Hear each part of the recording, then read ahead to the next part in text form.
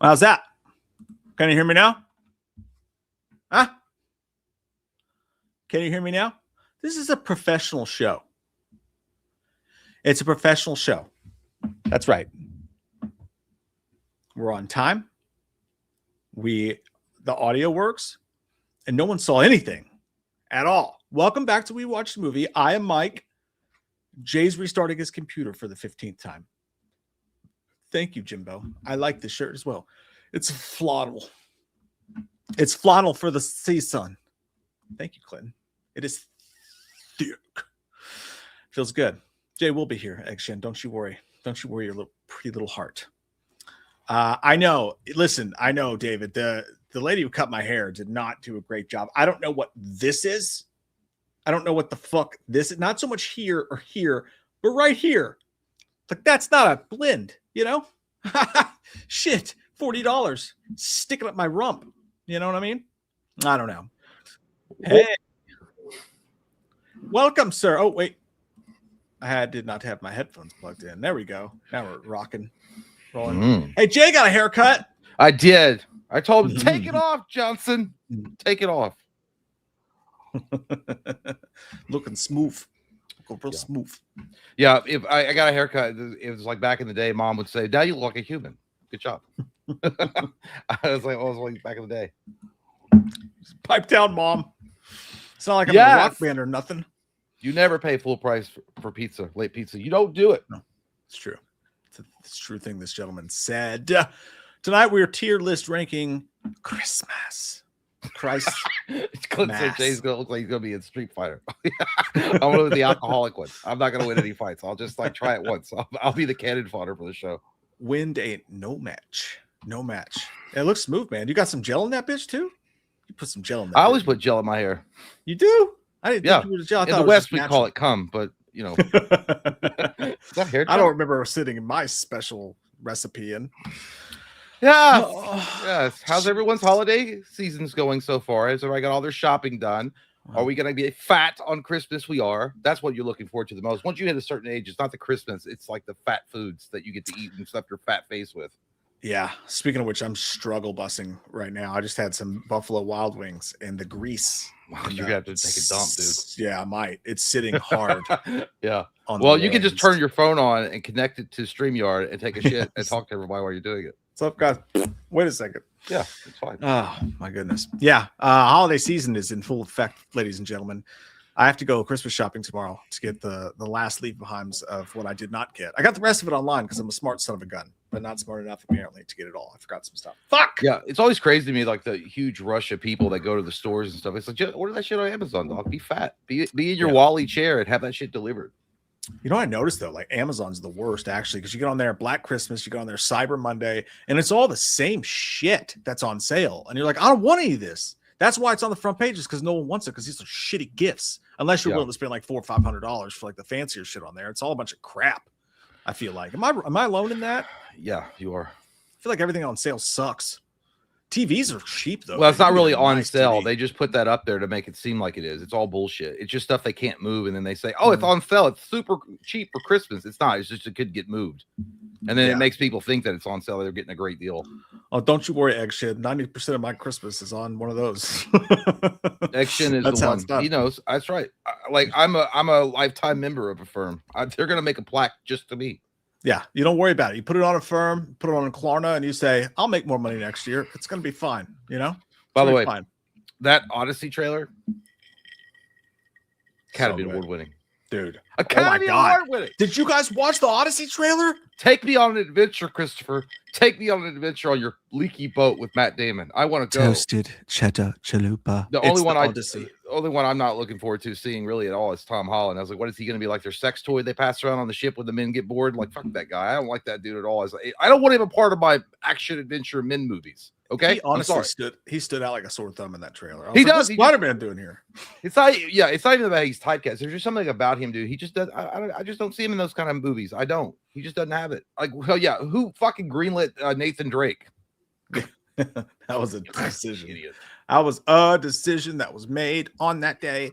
I never watched it, so I couldn't tell you. I didn't have to. I could just see the trailer. It was like, that's dog shit. Yeah, but the Odyssey trailer looks great, dude. Oh my god, she's like, promise me it'll come home. It's like, look at the cunt. I was like, oh shit. That's what you tell your wife when you're at the karaoke bar and it's past 2:30. What if I can't? It's like just one more song, and I'll be gone. Oh man, that looks so good, dude. It looks like the only thing that can stop a Nolan movie from being good is it trying to do too much, like they did with Tenet. Or Dunkirk was just boring. I think this is going to be amazing, dude. I think this is going to be his 300. This is going to be his Gladiator. Dude, when that big dude stepped in front of Matt Damon, and Matt Damon was like, yes, sir. I bowed. You know, it was Ben Affleck. he had to bow to him. I was like, damn, that's scary, actually. That kind of gave me the creeps. Yeah, I was hoping. Yeah, it looked like Jake Paul looking up at the fists of Anthony Joshua coming in and breaking his jaw. That was How about that, ladies and gentlemen? We didn't talk about that. We didn't get the chance to talk about Anthony Paul. You have done your service to the world, Anthony. Woo! Retire in honor. Yeah, you know what? I got it. You got to give it credit to that fucker, though. You got to give Jake Paul credit. I give him no credit. I think that's crap. He stepped in front of Anthony fucking Joshua, got his jaw broke. Would you have done it for $40 million? Hell yeah. $90 million? Exactly. Fuck that. It was $93 million, actually. Yeah, that's what I'm saying. That's why I was like, oh, gotta give credit, takes balls to do. No, it doesn't, dude. Any one of us in this room right now would step in that ring, run around, and act like we're fighting for 6 rounds and take one big shot to the mouth. Dude, I would call it a day. For $93 million, I will fucking top rope jump off the fucking I'll do wrestling moves on his ass. There's no valor in that. He didn't do it for free. But I still give him credit though. Like he could have just been like what I thought, and a lot of my brother and Mike and I were on a group text. I actually thought he was going to wind up like faking an injury before the fight and not going through with it at all. Yeah, I did too. Because Anthony Joshua is like a legitimate boxer. Like he's a goddamn heavyweight champion. And then he's on top of that, like he gave up like 30 pounds or some shit. And Anthony Joshua is like what, 6'4", 6'5", or 260 pounds or 250 pounds. Now, what I would give him credit for. I would give him credit had he gone in there and squared up with him, but he didn't. He did the exact same thing any of us would do. You remember that show on MTV back in the day, like Bully or something? It was something Bully. Yeah, and Bully. This like a UFC fighter would find some kid's bully, and then they would make the bully fight him in a UFC ring for 3 rounds. And it was the same thing. The bully would run around the ring and try to hide. And then eventually after a couple rounds, the guy would catch him. That's what Jake Paul did, dude. He ran around the ring. And whenever he got close, he fell to his knees and grabbed him. He didn't fight him. If he'd actually fought him, it would have been over in 30 seconds. He reminded me of Orlando Bloom in Troy when he kept on bitching out and he was hugging that guy's knee because he didn't want to fight him. And Hector was up there. He was like, because what is this? No honor. That's what I felt like. I felt like it was a scene out of Troy. Like he was looking over at Logan to help him. Yeah, 100%, dude. And then when he got tired and got in the corner, Joshua just started smiling, dude. He was like, "Oh my god, watch." I'm just glad Anthony Joshua didn't take the bait and like try to throw. I didn't think he would, but there was some like at first I was like, I don't know, man. This is feeling a little weird. Like, but he was just setting him up. Maybe Anthony Joshua's thing was like, no, I'm going to punish him. But also, to be fair, what's his name? Jake Paul did try every trick in the book to fucking give it like his advantage. The ring was massive. It looked like a goddamn football field. They had like giant gloves. Like he did everything he could, like literally without tying Anthony Joshua's arm behind his back to fucking give himself an advantage. Yeah, that was another great thing that happened this weekend. Andrew Tate got fucked. I heard about that. Too. I didn't watch it. My dude with pink gloves on got exactly what he deserved. And then he came out and he was like, the only reason that I lost the fight was because he was in better condition than me. It's like, yeah, that's called getting your fucking ass whooped. That's not an excuse. Yeah. That's not an excuse. You got your fucking ass whooped, pussy ass bitch. By the way, that's what happened. Bully Beatdown is what it was called on MTV. Yeah, great show. But it was funny. I do remember I used to watch that show, but I do remember one where the bully actually held his own against the guy that was going to beat his ass, and he actually did a pretty good job on all 3 rounds. And the guy was like, I mean, he can fight. You're fighting. He's telling the kid, he's like, I mean, I hope that he treats you better because he can fight. Like, I don't know what to do. I can't beat his ass. Jake Paul, the goat. Jake Paul got fucked like a goat. Well, he won't be. Yeah, like, dude, like, did you guys see the hospital pictures of him with his big, giant, swollen ass jaw? Yeah, I jacked off to him last night. It was great. Just that picture. Specifically that one. Oh, no, it's nice. You know, you don't. As longtime boxing fans, you know, we don't get to see villains get their comeuppance very much. People like Floyd Mayweather made a career because he was actually good at boxing, but you hated him. But every single time we'd sit, we'd watch the fight, and he'd win. He'd win, and it was like, damn, I just want to see him get what he deserves one time. It was so nice to see Jake Paul get what he deserves. That was so nice. It was nice. just like the Odyssey. See, we swing it back in. Just like the Odyssey is going to be a nice picture. And I think it's going to net an Academy Award for Christopher Nolan for Best Director. And it will be a nominee for Best Picture. I think so. Sliding back out of context now, I will say. I mean, I'm not finished yet. Let me pump it a few more times. Don't slide out. Okay, I'm done. No, I'm done. There was depression this weekend, though, on two fronts. On one, the Packers just got absolutely just the worst kind of loss ever. Onside kick, basically a goddamn Hail Mary. That sucked. Well, they call that a celebration in Chicago. Yeah, in Chicago, where they call it a different perspective. You can't go outside without getting robbed. What a shitty city. I drank way too much after that. And then the next morning, I woke up to we had Katie's family over and they stayed the night. And I woke up to screaming, which is always, you always like to wake up to screaming. And the dogs were fighting. The dogs got into it again. I don't know what happened, but the dogs got back into it. Hella bit me when I was trying to separate them. I got 2 gigantic cuts here. I had to get 7 stitches in each finger. Not really. It wasn't. Well, that's what I mean. Obviously, I had Thor's chest. Hella bit me. Katie's on Hella's side. I'm on Thor's side. That's the way this works. Well, you can't put your finger in its butt to stop it from fighting, Mike. I've told you that before. It turned. So I tried the tongue, and then it didn't. You can't work do either. that. You can't stop up the old fudge factory when they're fighting and expect to get a result that it's not going to be a bite. Yeah, it was gnarly, dude. Like having to shampoo blood out of the carpets. Like Thor's legs are all fucked up. I had to bandage his legs. He looks like a horse now. Hella's face is all fucked up. We're now we have to keep it separated on each side of the house, so it's gonna be fun to figure out how we sort that out. But yeah, that sucked, dude. That was gnarly. Like it took forever to get them separated. I had to have Katie's brother Ethan grab one dog by the backside, and I had to grab Thor by the backside. We literally had to like pull them apart. It was fucking gnarly. Yeah, if it would have been Michael Vick, he'd been throwing money in the ring. Like, put your bets down. We set this shit up on purpose. I won $20. He would have live streamed that shit. All right, place your bets. It's getting crazy. Well, it could have got worse though. It could have been way worse.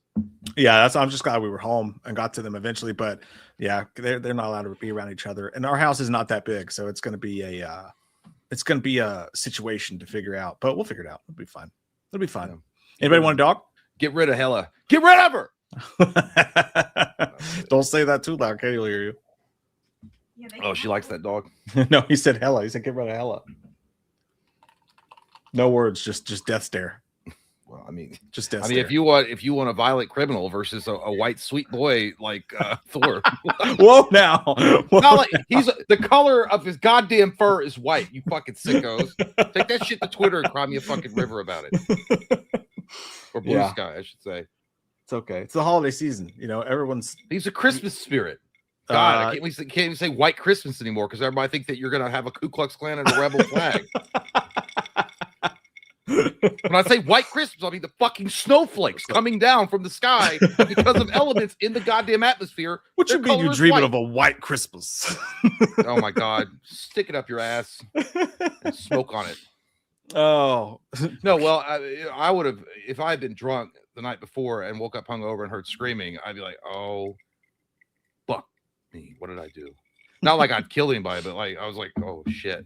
It was actually embarrassing, dude. I had to run out. I barely got my pants on, but I still had to run out shirtless. So I was shirtless, shoeless, shirtless in front of family, like trying to pull 2 dogs apart. And dude, by the time we got them apart, my heart was going. And I literally like completely against the wall. I was like, did you? I think I'm gonna die with your bloody finger and holding the one dog and your shirt's off. Or did you stand there like, I am man? No, I have done it. I went straight to the fucking kitchen table and sat down. I was just like, oh, like I could not catch my breath because like being hungover and having that happen is a whole different experience. I thought you were gonna say you woke up and you'd realize that either you rolled around in the mud last night or I think you've shit your pants. That'd have been bad too. With the shitty pants. Have you ever shit your pants? Have you ever shit your pants because you were drunk and you shit your pants? Like no, thankfully that's one thing I've never had happen to me. Have you ever pissed your bed because you were too drunk? Nope, never done that either. Maybe a couple dribbles, but nothing. Nothing real. Yeah, me neither. I was just asking. So now that I did it, that's the thing. If that happened to me, I'm like, all right, I'm in trouble. I'm in deep trouble now. I have to stop. Well, I mean, it happens when you drink too fucking much. It happens. It's a normal thing for some people, but if it never happens for you and then it starts happening, I feel like it would be worrisome. You know, dude, I was watching a video of these people that they're the Irish people try Everclear for the first time. God damn, dude, I forgot what proof that was. Everclear's 190. Yeah. And it's the second highest ABV in the world. The only other one behind that's a Polish one that's 192. Yeah, we used to put it in Jello shots all the time. Well, dude, one of the Irish people described it exactly perfectly. Yeah, like they tried some mixed drinks first, which is exactly what you should use it for. You have to dilute that shit down. But then there's weirdos that lick fucking windows and drink that shit straight. I don't know, dude. You're crazy as fuck if you do that. But they drank it, and this one guy described it exactly like he was like, "Oh, I like it. It buns a little bit. I can't do Irish, so fuck you." But he was like, he's like, it's weird when it hits your mouth, it evaporates immediately, and then it just coats your mouth. And I was like, that's exactly what it was like. It's like, because you've had it. It's there's no taste. It's like this goddamn alien slime that goes in your mouth, and it just like coats everything. Yeah, dude, it's terrible. It's I can't believe it's legal. Well, no, actually, it's not. There's a lot of states that don't allow it. Really? I didn't know that. I would look that up. Yeah, definitely not Kentucky because we're degenerates, but a lot of states don't. People be drinking just like flavored moonshine, like apple pie flavored moonshine right out of the goddamn jug around here. It's crazy. Yeah. Well, I thought absinthe was the highest ABV, but I think it's just because I watched Euro Trip when I was a kid, and I was like, I was like, oh yeah, I'm gonna see a green fucking elf or some shit if I drink that. Yeah, it's not no, that's more of a hallucinogen thing, but they don't even sell that kind here. I think you got to go to like Australia or somewhere fun to get that shit. A couple bits of movie news before we get into the tier list. We already talked about the Odyssey trailer. It looks fucking amazing. Very excited about that. I was thinking, by the way, next week's stream, if you want to, it's perfect timing. We could do our most anticipated movies of 2026.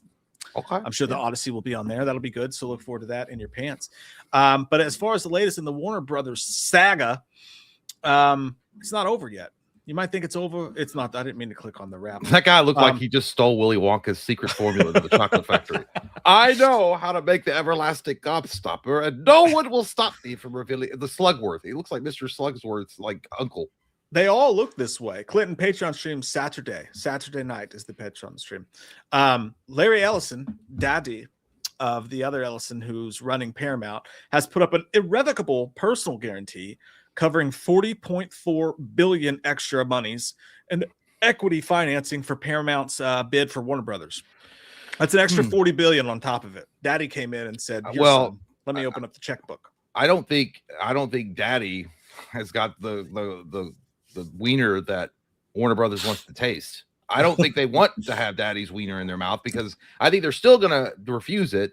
I think there's been some backdoor promises made, and I don't think it's going to happen. I think Netflix is going to acquire it, and that's just it. I just don't see it. I don't see it. I don't like, maybe I'm wrong. Maybe they will take the bait, but at the end of the day, dude, I think it's a done deal. I think that, I mean, the fact that they told you're not doing a hostile takeover, I feel like, no. Yeah. I don't think it's going to happen. I'm still holding out hope, man. I want Paramount to get it. I do. I don't want them to split it all. It's bad for movies. But if anybody's going to get it, I just don't want it to be Netflix, dude. That's all I want. So I'm hoping that this works out. We'll still happen. Oh yeah. By the way, a little bit of sad news. I think it was yesterday, or maybe it was on the 19th, and I forgot about it, or I might have saw it. But I can't remember the guy's name exactly off the top of my head. Let me go ahead and pull that up really quick. You can go ahead to the next one. I don't want to like disrespect him, because he did pass away. Let me see here. Oh, James Ransone. Yes, James Ransone. And if you guys don't know who that is, he was in It Chapter 2 as one of the losers, and he was also in Sinister as the deputy cop, and in Sinister 2 as the main character. He unfortunately killed himself over the weekend or a couple of days ago by hanging himself in the shed. It was awful. It's crazy. So RIP to that guy. I always liked that dude. I honest to God, like, not even obviously not saying this just because this just happened. I've always noticed when he's on screen in something and been like, he's good. Like, I like that guy. Yeah, he had a presence about him, definitely. Yeah, exactly. I was always wondering why he wasn't in more stuff, and there was some controversy around him for various things. But he had a hard life. He was abused when he was a kid, and came out and was honest about it, and that was a whole thing. And there's some other stuff that happened, but good actor, man, underrated, and that's sad as shit. Had a little girl and a little boy, and was married too. Yeah, and it's weird too, because I thought maybe, I mean, I don't know, no one should ever take their own life, obviously, but I thought maybe something had gone really wrong in his life, as far as like maybe his work had dried up and he was like trying to figure things out. But he had a lot of projects, it seemed like, upcoming. Yeah, I mean, he's been through it. Like, he was addicted to heroin, all sorts of stuff. Had a lot of hard stuff happen to us. Like, so you hate to see that happen, but yeah, it's all. And then that just happened. There was a YouTuber that took their own life a month before this or something. Oh, really? I didn't know. A famous YouTuber. Yeah, I can't remember his name. If you saw his picture, you probably know who he was. But yeah, it's one of those, dude. Like seasonal depression is fucking real, y'all. It's real. This time of year. Yeah, a lot of people out there struggling and shit. But anyway, I don't want to drag the show down, but it's definitely RIP. That guy was a great actor, and RIP to the YouTuber too that lost their life too. Yeah, no, it's definitely the time of year to check on people that you know you're worried about or that might need someone to do something like that. For sure. All right. I think there was actually something else as well. Hang on. I will find him. Meanwhile, I'll stare at the camera and keep dead air going. That's right. Do it. Do it hard. Give it the blue steel. Show them. Show them. Show the little people. I really can't find it. Let's go for ants. They did find 3 times bigger. Did you hear, dude? That I don't think we talked about this in the last episode, or not. I can't remember. But on one hand, Man of Tomorrow found its Brainiac in Lars Eidinger. I don't know who that man is. That guy has definitely been taking pictures of feet on the subway. He definitely looks like he could play a villain and play it well. So hopefully it's great. But did you hear about looks James like a bad Gunn guy in Pete and Pete? James Gunn, dude, went around. I mean, he never stops talking. He's never not in the news, ever. But he went around and said they're having a hard time figuring out Batman. He can't figure out Batman, right? And he's like, well, the problem is that every single version of Batman's been done. We've done jokey Batman, we've done, serious Batman, we've done this, and he's basically, in lesser words, he's like, he was like, it's boring. He's like, basically, he was like, Batman's boring at this point because every iteration's been done, and they don't know what to do. So the thing about this dude is that regardless of how you feel about James Gunn, and I know there's some people on here that like you're not allowed to talk about in the world. You're not allowed to talk bad about him at all. No, don't you dare talk about our James Gunn. He's our baby, precious baby Jesus. Oh. But dude, how the fuck do they give you Warner Brothers? Do they give you the DCU without asking you what your plans for fucking Batman are? He never had a plan for fucking Batman, and they gave him the DCU. I thought I could put that off till next semester. Like, obviously, trigonometry is my worst subject. So, what was his answer in the interview? I don't think he focused on Batman. I think he was like, I want to focus on the characters that like. Maybe he doesn't like Batman that much. Maybe he's more focused on stuff like Peacemaker and like Superman and doing his own little thing there. Here's the thing about Batman: if you don't care about fucking Batman, I'm not saying I don't know that for sure, but it could be I mean, there are people that don't like Batman. They're gay. But there are people out there that don't like him. I'm kidding. If you don't like him, you don't like him. You're gay. But my point being is this, though. I think that I do agree. By the way, that is a misquote. He didn't say Batman was boring, but he essentially was like he said it's boring at this point, kind of in a way. But yeah, there's some misleading headlines. Yeah, I think it's a lot of pressure, to even more pressure to make a successful Batman movie when starting a new DC universe than it is for any other character. Period, and that includes Marvel. Batman has to fucking work. I think that Batman is more universally popular than any other comic book character. And I'm not kidding. I really think that. I think he's above Superman. I think he's above Spider-Man. I think he's above all of the big ones. And if that doesn't work, it's all shit. It's all skid marks Sundays after that. Like people will always remember your shitty casting for your Batman movie. You got to knock it out of the park. I mean, look what happened to fucking Joel Schumacher and how badly his career got tainted after what he did.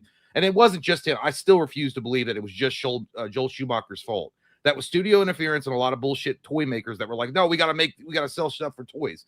I think, or for holiday season. But Joel Schumacher always had that asterisk on his name. They're like, oh yeah, Joel Schumacher was a great director. But remember those Batman movies with the cod pieces and nipples?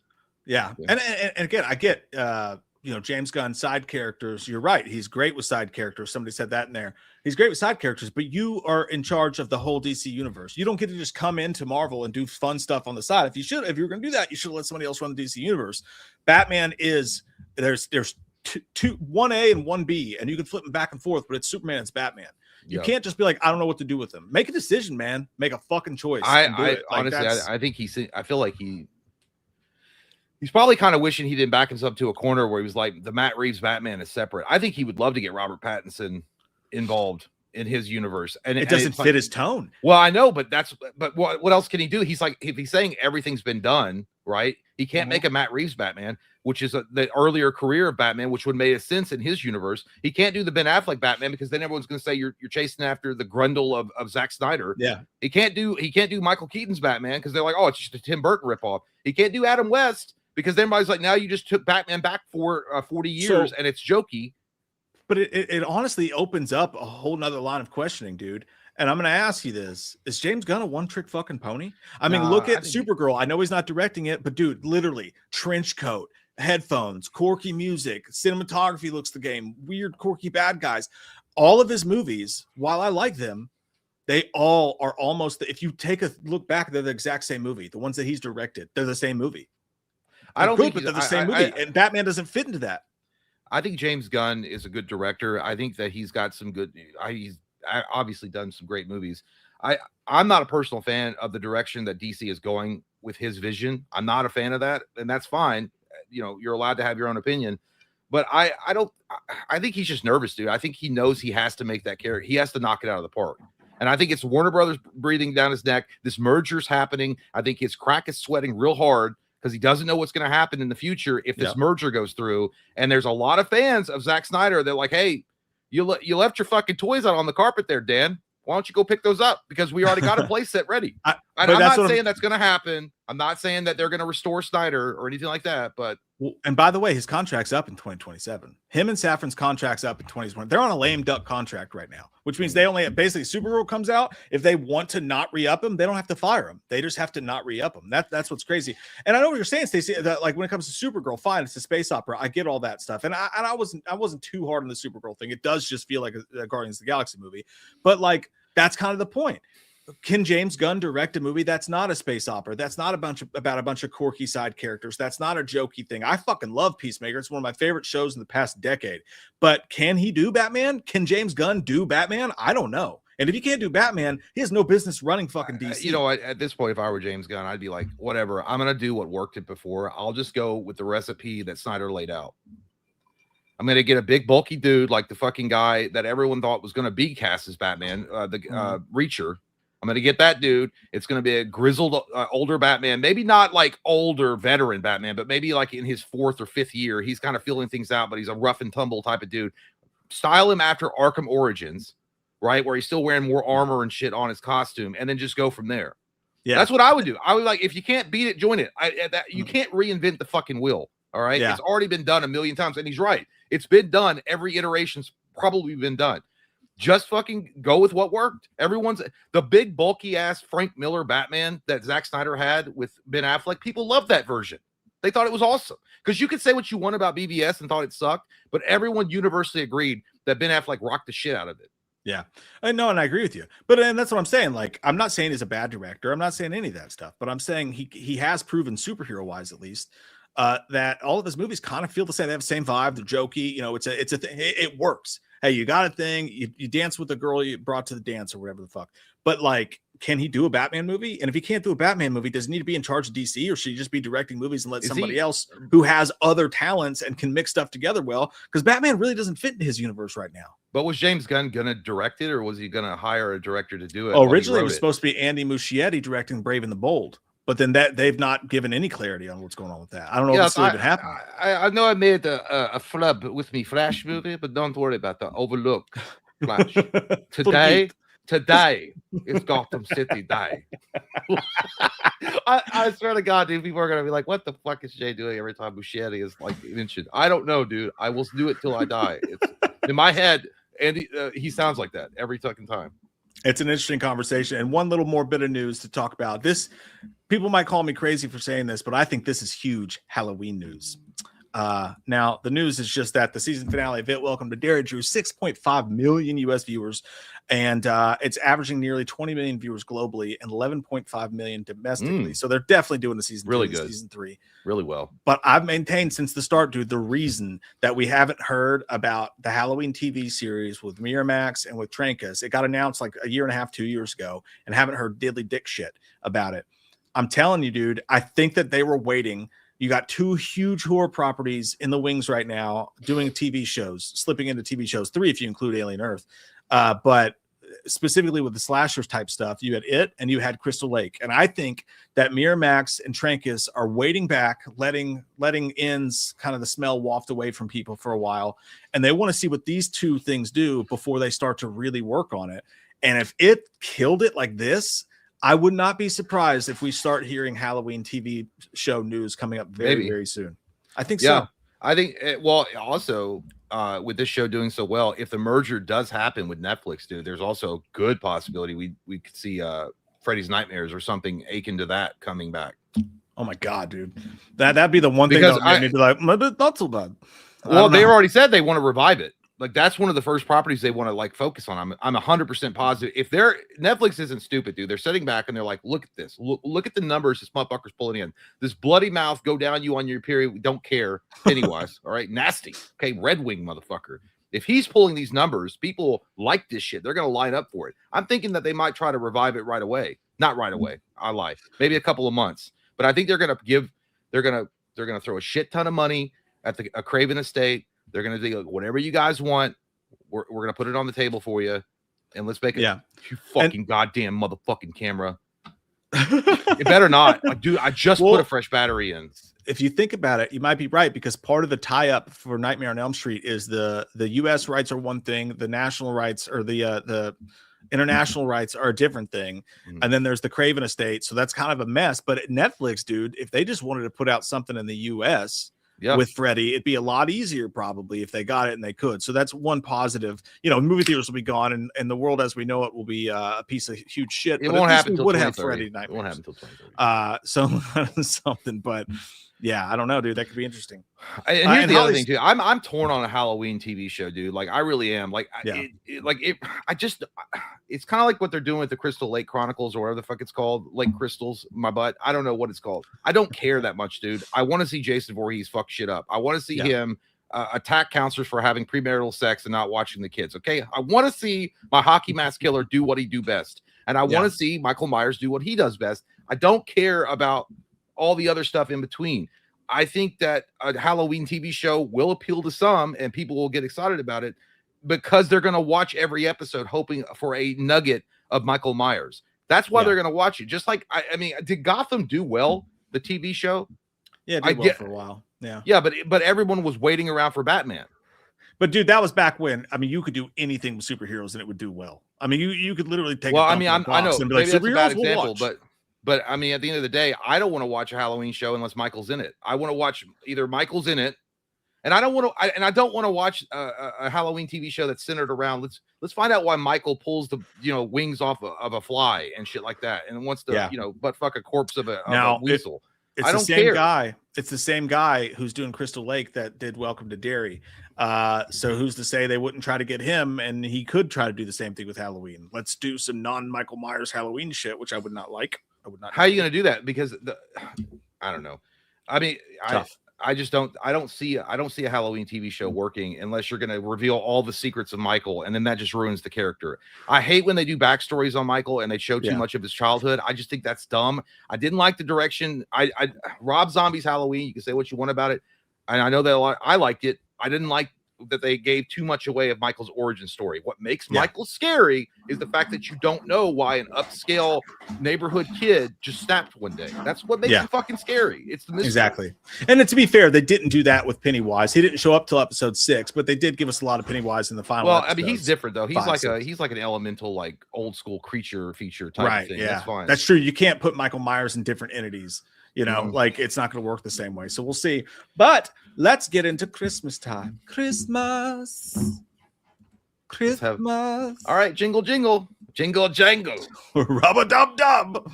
We are ranking tier list wise Christmas movies, starting with the thing you always think of when you think of Christmas: Enemy of the Fucking State.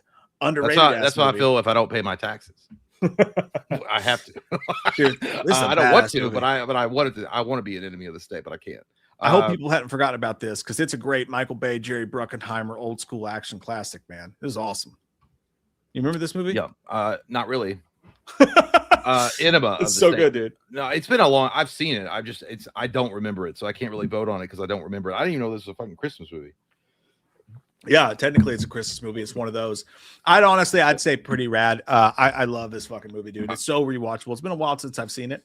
Hey, look, they captured Will Smith's face when he saw Chris Rock make fun of his bald wife. That's the same face he made after he stopped laughing about it, and she looked at him. If you guys want to watch something that is just an old school, like kind of action, espionage, fun ass fucking movie, watch it. But I'll go pretty rad. I wouldn't argue with Almost Touches the Sun, but oh, by the way, shameless plug. We just recorded a couple of days ago our Christmas commentary for Patreon. We did Die Hard. That's right. You guys are gonna have a good time with that. All right. Broken glass with barefoot running around Nakatomi Tower and taking it down. You're gonna have a good time. All right. That's right. There's a link down below where you can join on YouTube membership. If you join YouTube membership, you can watch it. If you join Patreon, you can watch it. We just did this, just uploaded it yesterday or the day before. Welcome to the party, pal. There's no question about it. It's an all-timer. And yeah, it's a fucking Christmas movie. Okay? All-timer. It is. Get in there. That's the one. Somebody, it was funny after we did the commentary for it. I saw this thing pop up, and it was like, see, for years, Hollywood tried to warn us about Hollywood, and it showed that clip where John McClane was going to the Christmas party. That dude kissed him. It's like, what the fuck? He's like, look how weird Hollywood is. They played on that. He was like, fucking California. Mm-hmm. Yeah. And by the way, one of the best bad guys of all time. We were talking about that during the commentary. Alan Rickman is known for so many things, but to me, he always will be Hans Gruber, dude. And we were talking about. By the way, guys, you can't deny this. Hans Gruber, 1,000% could. I think you might mention this during the commentary. Could be Doctor Strange without a fucking doubt, dude. Back in the day, think about it. I'm sorry. Alan Rickman, if he hadn't passed away, would have been an incredible Doctor Strange. Stop changing my spell, Peter. Like, dude, he would have been so fucking good. You're a cowboy. You're a cowboy. And then, of course, the coked out Hans, Bubby. That guy's great too. That guy's, showed him the watch. Corey Feldman's uncle. I wonder why he's doing that for him. Oh, by the way, there was an update with that real quick. Oh, about Corey Haim's mom. I don't know about Corey Haim's mom. But, she put out a statement. She's thinking about taking legal action against the motherfucker, and it's long overdue if she does for defamation or slander or something along the lines of that. I don't know how she's going to do that. I guess because she's in charge of Corey Haim's estate, I guess it could still apply for defamation. But she flat out said he was a fucking liar. He's made up shit, and basically saying that even maintain any type of relevancy, he's going after his supposed best friend and dragging him through the mud. Why'd you say Mike breathing? Am I breathing loud? Am I like? No, that's what he sounds when he plays video games. I will do that. I apologize. Let me know if I'm doing that. I don't know. No, but he came out. He backtracked on what we talked about in the stream the other night. He said he came out and the way that only Corey Feldman can. Said, you go ahead. Oh, okay. These people are really trying to play with me, saying they're ready to meet me in court. They should really know what the word #truth means. I'm about to show them. Anyways, just for now, I wanted to share this as it features my full legal response. And if you don't like it, go fucking suck a dog stick. He didn't say that. I added that last part. But the story is that he denies claiming Corey Haim molested him. Even though I'm under the impression that there's video of him saying what he said that we talked about in the last stream, but now he's saying he never said that. And he's going to sue them. So I don't know how that works. Well, I've got, I can't, dude, I pay way too fucking much to Spectrum. Okay. God damn it. For me not to be able to share my fucking stream with the audience and Mike and have a good goddamn time while we're discussing the article. I feel like a loser, but I can't because I don't want to fuck the internet up. I had to reset the wolf pack. Well, yeah, the wolf pack. Fuck you. Anyway. Okay. So basically what I had to go back and double check, but I can't share the screen because I don't want to mess the internet up on my end. But basically what she said was that the accusations that Corey Feldman had laid out against him was completely false. And the reason why it was false is she said that when specifically talking about License to Drive, Lost Boys, and the other big one that they did together, she's like, he was never alone on set, referring to Corey Haim. His mother was like, I was always on set with him, or his father was on set with him, or his sister was on set with him. There was never a moment where they were sneaking away into the fucking loft to touch each other's wieners, essentially. That didn't happen. She's also like, my son was into women. He didn't like boys. He didn't like dudes. And I think I think it was somewhere along that article too. She's like, Corey Feldman has always done weird shit, like sexually, and he wanted to like get the spotlight off of him or something and not have it focused on him. So he starts blaming Haim for shit. And he's like, my son can't defend himself, obviously, because he passed away in 2010. It's just some sick shit, dude. I'm gonna go with his mom and his sister. I'm gonna go with his mom and his sister against someone who's been. I just tend to agree with the mom and the sister of someone versus someone who made an entire live stream in which they charged $10 or $20 during COVID for people to come in and hear him tell the audience how the other guy was assaulted. I just, just something about that tends to make me believe the mom and the sister more than the guy would do. And by the way, when the live stream didn't work out and that show didn't air, I'm under the understanding that Corey Feldman never refunded anybody their money. Oh, dude, I got something on that. I got something on that. Hold on, but I'm gonna take a chance. All right, we're gonna play Russian roulette. Okay, we're gonna do it. All right, so here's the article. God damn it, no thanks. Global news. Corey Haim's mother. By the way, just let me know before if I start glitching out like a robot, so I know. Corey Haim's mother, Judy Haim, is speaking out. Let me just get to the part where she was talking about. She said Judy said that her son liked women, not men, and said he would tell her, "I don't care if someone is gay, but I'm not gay or any of that stuff." She also claims that her son was a one-woman man who was not into men. She says, quote, "Corey Feldman always talks about sex and blames my kid for things that he is not here to defend himself about." She said there are many reasons why Feldman's claims don't add up. Judy said she was always on set with her son, including during The Lost Boys, and if she wasn't with him, his sister or father was present. The family didn't leave him alone for a minute. Judy added, "Am I still here? We feeling good?" Yeah. Okay. You're good. Feldman and Haim were well known as close friends. Okay, yada, yada. She also said, quote, "Why would they be friends for so long if this happened? It doesn't add up."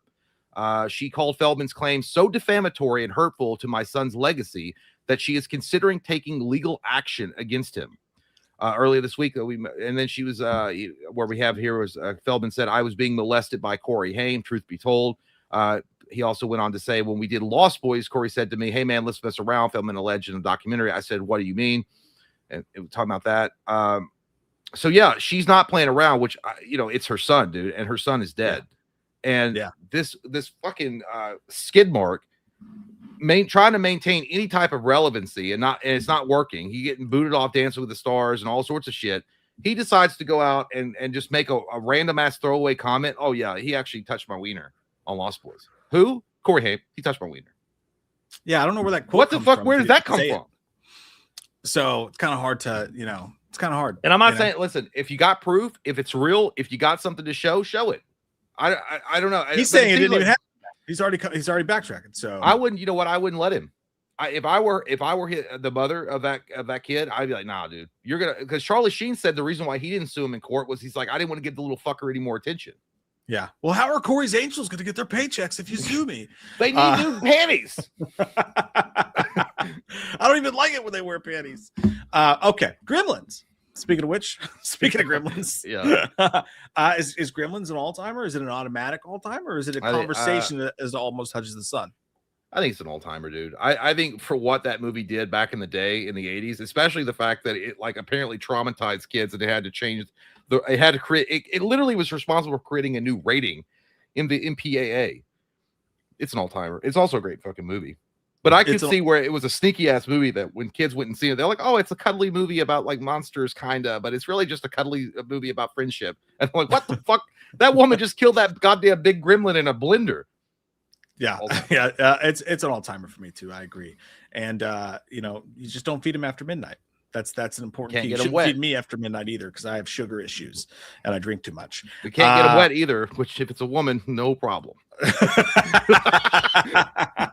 Do we even have to discuss Home Alone, or do we just shove it right in the all-timer biscuit? Hey man, here's the thing. I want to make room for it because I like Home Alone too, also. And I think they're both all-timers, to be honest. But I will say I give the edge to Home Alone 2. I'm a way bigger Home Alone guy. Home Alone 2 is just the same movie, but we copied and pasted. Yeah, but there's more funny parts in it, like where Marv gets electrocuted. Like the fucking afro with the skeleton. I don't know. I'm a Home Alone guy, but we'll talk about where that one goes. But obviously, Home Alone definitely goes into the all-timer briquette. Here's one. It's going to cause some strife. Oh.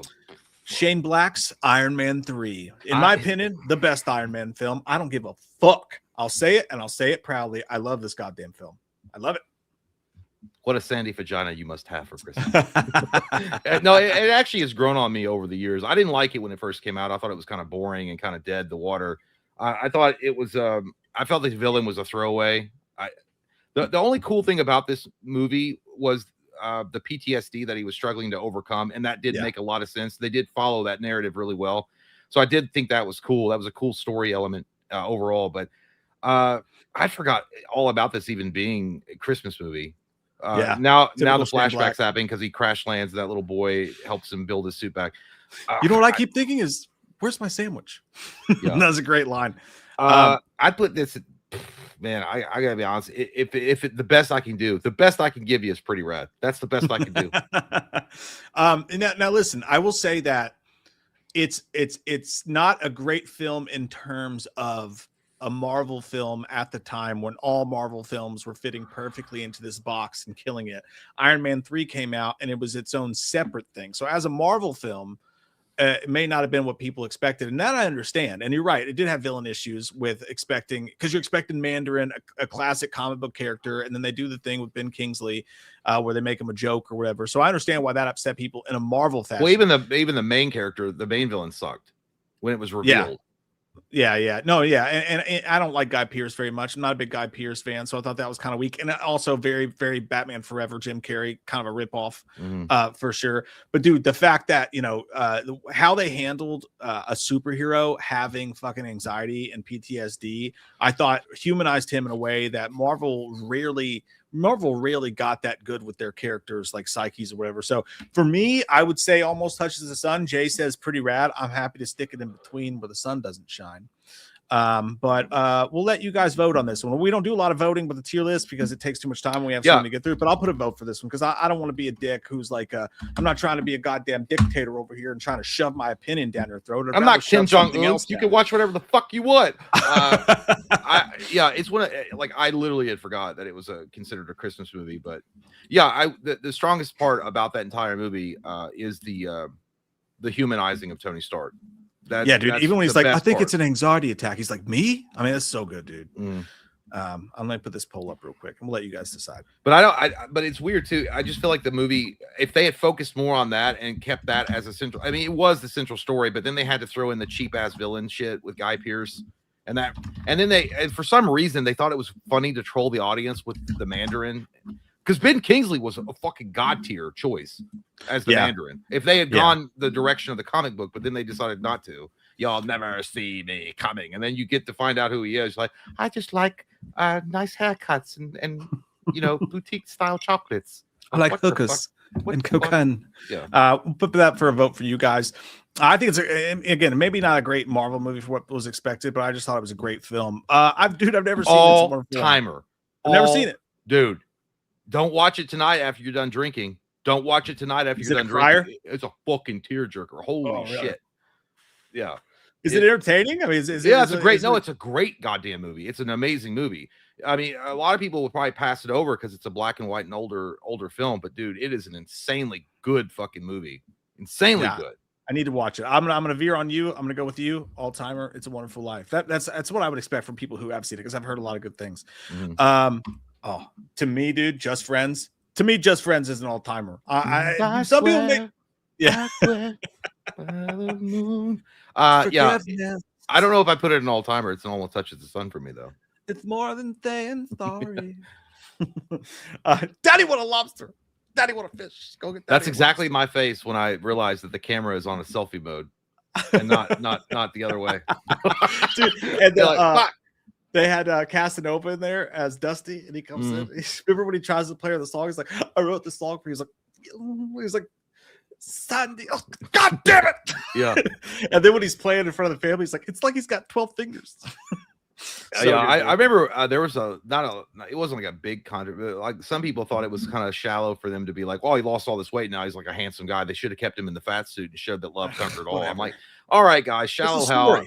Get over it. I don't care. It's still it's a great movie. I would put it in Almost Touches the Sun. I do enjoy it.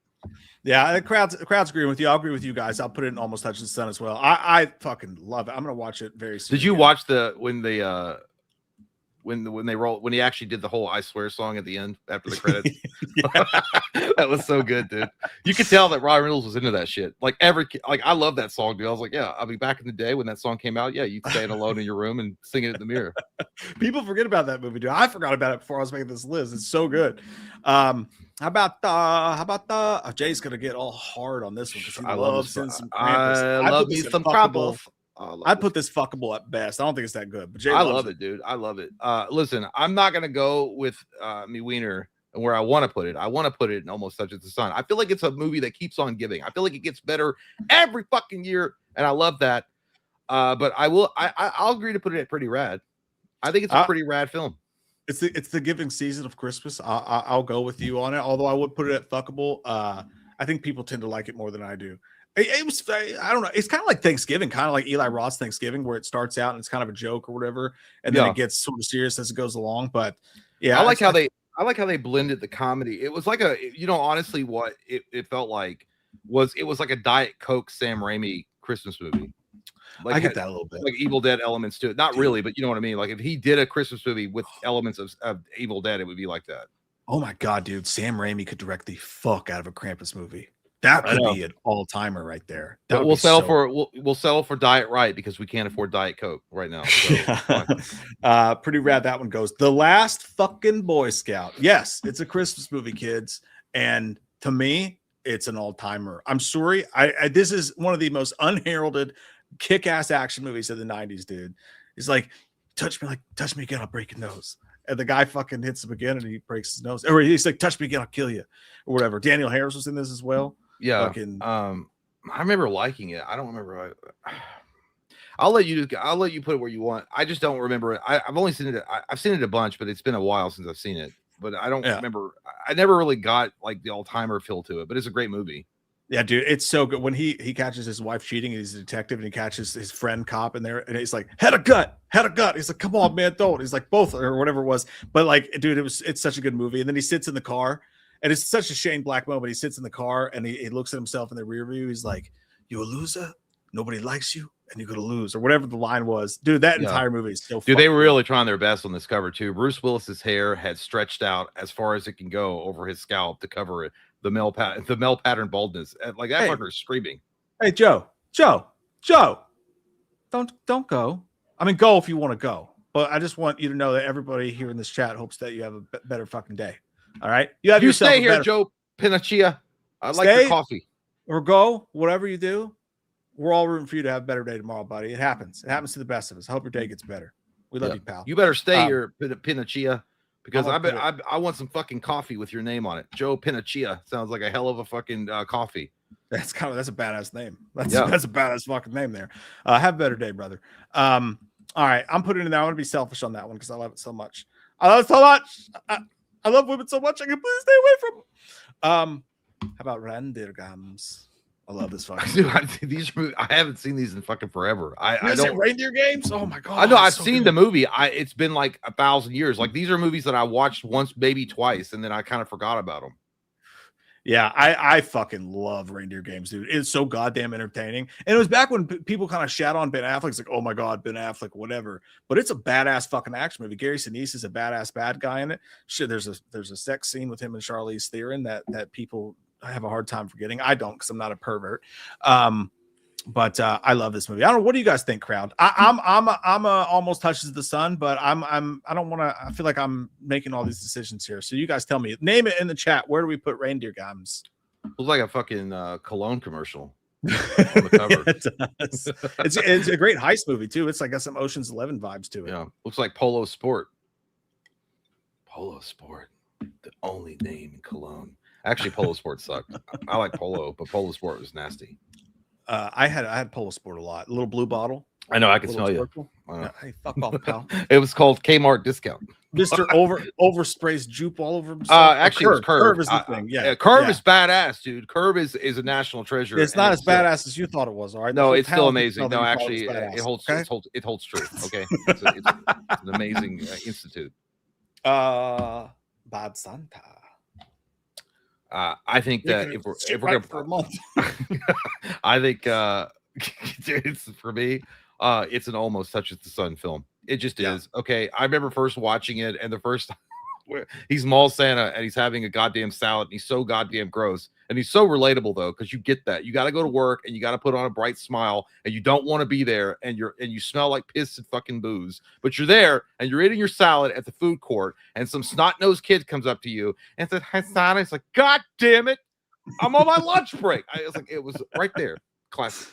I'm in agreement. Almost touches the sun. Fuck Miss Santa. Fuck Miss Santa. Fuck Miss Santa. Almost. By the way, that girl's hot as hell too. The girl from Gilmore Girls. Oh yeah, that would never. Well, I would say that would never happen, but Billy Bob Thornton does seem to have a way with the ladies. He pulls ass, dude. Yeah, he does. I mean, he like that motherfucker is blessed by the gods to pull ass. Sun comes up, the sun goes down. You pay taxes, and Billy Bob Thornton pulls ass. I mean, I don't know what it is about the world, but it's a fact. Rare Exports. Did you ever see this? No, but it looks like every trailer park in Kentucky in the eastern part. Overrated piece of hot shit. I do not understand, dude. Anybody, people are about to yell at me. Watch. People fucking love this movie, and it is such a piece of shit. It is such a piece. It looks like a recruitment poster for the Proud Boys. I can't stand this movie, dude. I think it's fucking terrible. I'm gonna. Jay hasn't seen it. I'm gonna know that people love it, and I would put it in Sucks My Butt, Steve. But because I know that people love it, I'll put it in Fuckable. Well, I'll be right back. I gotta go pee. That's what I like. I'll be right back. Enjoy pippin' time. Has anybody seen Christmas Bloody Christmas?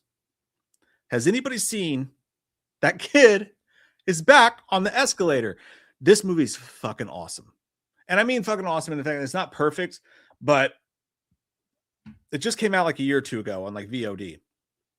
And it is literally it's not the same guy, but you know the guy who looks like Dave Grohl, who's in all of the Robert Downey Jr., all the Rob Zombie movies.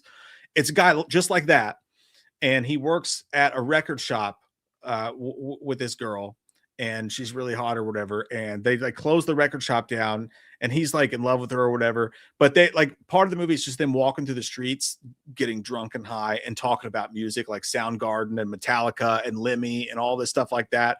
And it's just a fun party movie. And then all of a sudden, out of nowhere comes Terminator fucking Santa Claus. And it's this guy, and he's basically Terminator Santa trying to kill them. It is such a fucking fun movie, dude. It's a great drinking movie. It's a great party movie. And it's a great fucking Christmas horror movie. If you are looking for a movie to watch while you're getting down with the sickness one night, pop this thing on, especially if you're a metal or rock music fan. I love it. I'm going to call it pretty rad. Super low budget, but really fun. People got to watch this shit. You got to get on that, man. Check the pool. Check the pool. What's that mean? What's that mean? Rivers is looking good, by the way. 49ers are up 14-7. I did pick the Niners. I'm rooting for Rivers, but 4.5 line. I had to go Niners. I had to think about the bank account today, friends. So I am going Niners, but Rivers looking good. I'm proud of him. I'm fucking proud of him. I know Jay hasn't seen Spirited, so I'll go with this one next. What you guys think about this one? I liked it fine. I'd say like halfway between fuckable and pretty rad. I love Ryan Reynolds. I love Will Ferrell. There were some really funny moments in it. I liked it pretty well. I didn't love it, but I liked it pretty well. Talking about Spirited, the Apple movie that came out last year. What do you guys think? The poll. I know. I'll go back to the poll. The poll. Sorry. I'm sorry. Yay. You talking about polls again? Everyone's so confused. Did you ever watch Spirited with Ryan Reynolds and Will Ferrell? No, but that looks gay. It was pretty good. It's another take on the Ghost of Christmas Past. I'll put it in fuckable. Hey, did you see your boy Matthew Lillard was employed by the Reynolds of Ryan for his phone commercials? I did for the Mint Mobile, and that was in direct response to Quentin Tarantino. By the way, yeah, it was very cheeky and obvious. Yeah, it was cute. It was nice. I was happy for him. Okay, the poll. Going back to the poll, the pool. You fucking turds said that Iron Man 3. You stickies.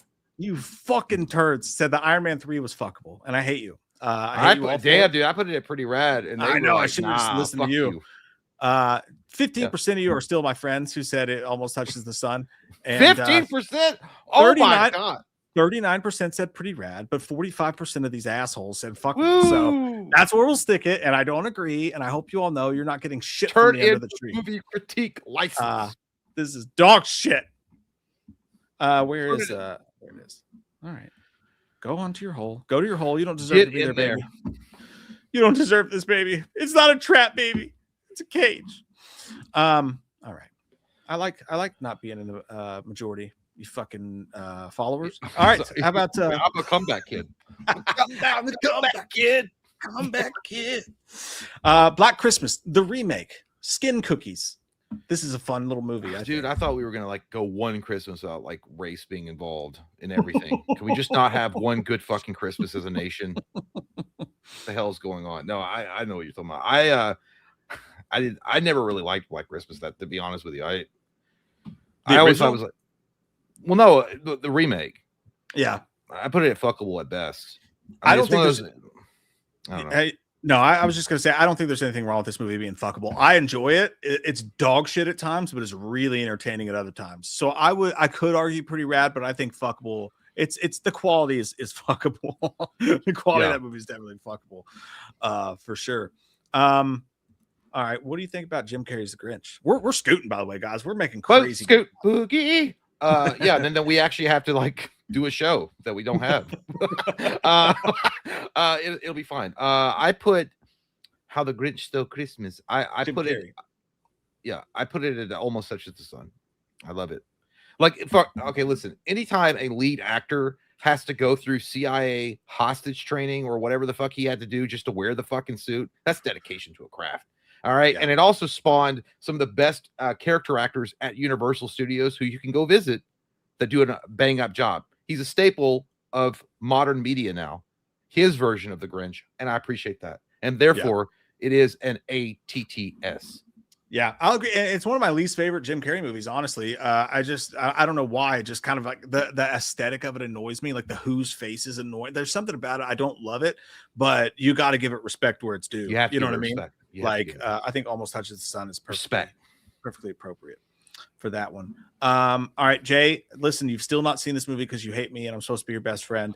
I was waiting on the fucking Patrons to vote on it and they never do. Oh, that's true. Well, we need to do a commentary for this. We do. I want to watch it with you, or if you just want to do one by yourself and watch it for the first time, a first time reaction.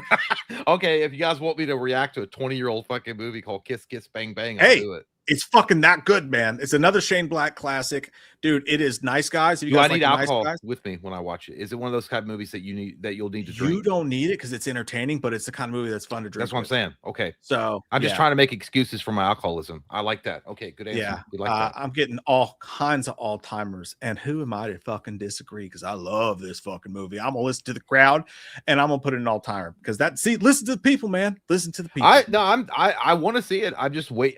I didn't want to like just go watch it and then give a boring review. Either I'll do a commentary with Mike or I'll do a solo commentary on it. Yeah, do it. I just watched it. Like I remember last time I talked, I was like, do it with me, but then I realized I just watched it like yesterday. So you're a selfish lover and an asshole. That's I watched it before that.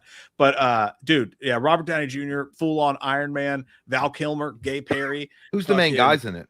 Robert Downey Jr., Val Kilmer. Those two are the main two. That's Val Kilmer on the right. Yeah. It's one of Val Kilmer's best roles, dude. He's fucking awesome in it. It's so good. Okay, I thought dude, he looked like Brad Pitt in that poster.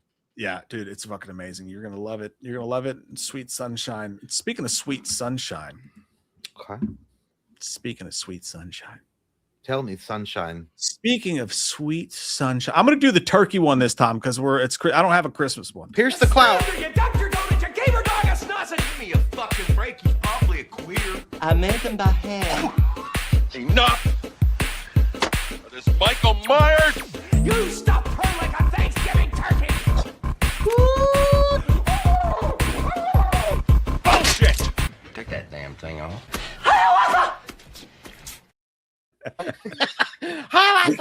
It never gets old.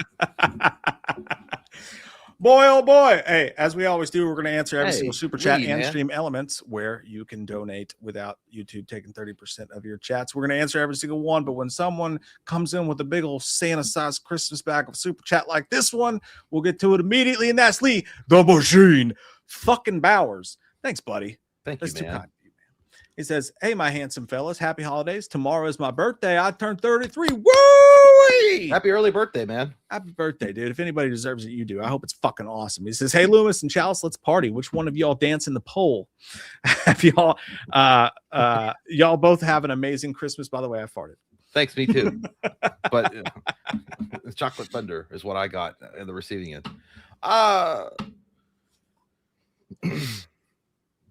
Lee, we've had our differences over the year, and Christmas is coming up. I will go to your party, and I will give you something I've been wanting to give you for a long time, Lee. That's dick. No, you disgusting goddamn STD with ears. You will get a restraining order that my lawyers have prepped up real nice for you, spicy like Italian meatballs. You'll like it. You're gonna wrap it Stay yourself. away from me with your monster truck. I don't like you, Lee. You're weird. You sniff panties and you sniff men underwear. I don't like that. It sounds like a personal issue to me. Your personal issue. This is from Dr. Chalice to Lee. Christmas tidings. That's what you call a who wants to take a nap? That's what I call alcoholism. 101. Listen, Lee, you're my best friend. I love you. You're a wonderful kisser. You're even better in the bedroom. But Jesus Christ. And I'd climb that pole right now. I'd climb that pole to the top. I'd climb that pole to the top, and then like Russell Crowe in that hockey movie, I'd say again, and then I'd climb it again. Dr. Charles, you are a pocket pussy. You're I'd slide down. disgusting. You're right. It was Kurt Russell. I'd slide down on my butt cheeks down that pole. I'd squeeze him so tight like powdered toast man from Ren and Stimpy. And I'd slide Would you all the way ever to that disrespect one of the greatest American heroes of all time, Kurt pole. He was Russell, actually European. by calling him a pocket pussy? You are one. There's nothing wrong with small, portable vaginas. They're the best. Everybody knows that. Everybody knows that. So, Ladies and happy gentlemen, birthday. Your doctor. I like to see Loomis up that pole. At least he'd get something done other than chasing around a maniac that he can't fucking catch. You know what I mean? He gets something done. I have caught him at the goddamn state, like the bleeding hot liberal pussy ass blue sky bitches they are. Keep on letting him out. He's too worried about cultural politics to catch a guy in a white What's mask who's cultural murdering politics? What people. did Then you he'd just catch him say? if he was wearing a black mask. Am I right? No, Jesus Christ. Someone take away his liquor license and his liquor fucking privileges. You disgusting need a license. mustachio piece of shit Pringle boy. Happy birthday, Lee. Hey, happy birthday, Lee. And thank you so much, man. Love you, man. You're awesome. By the way, I was going to say your mustachio's coming in nice. Thanks, man. Well, it's not that it's coming in nice, it's that I cut the rest of it shorter.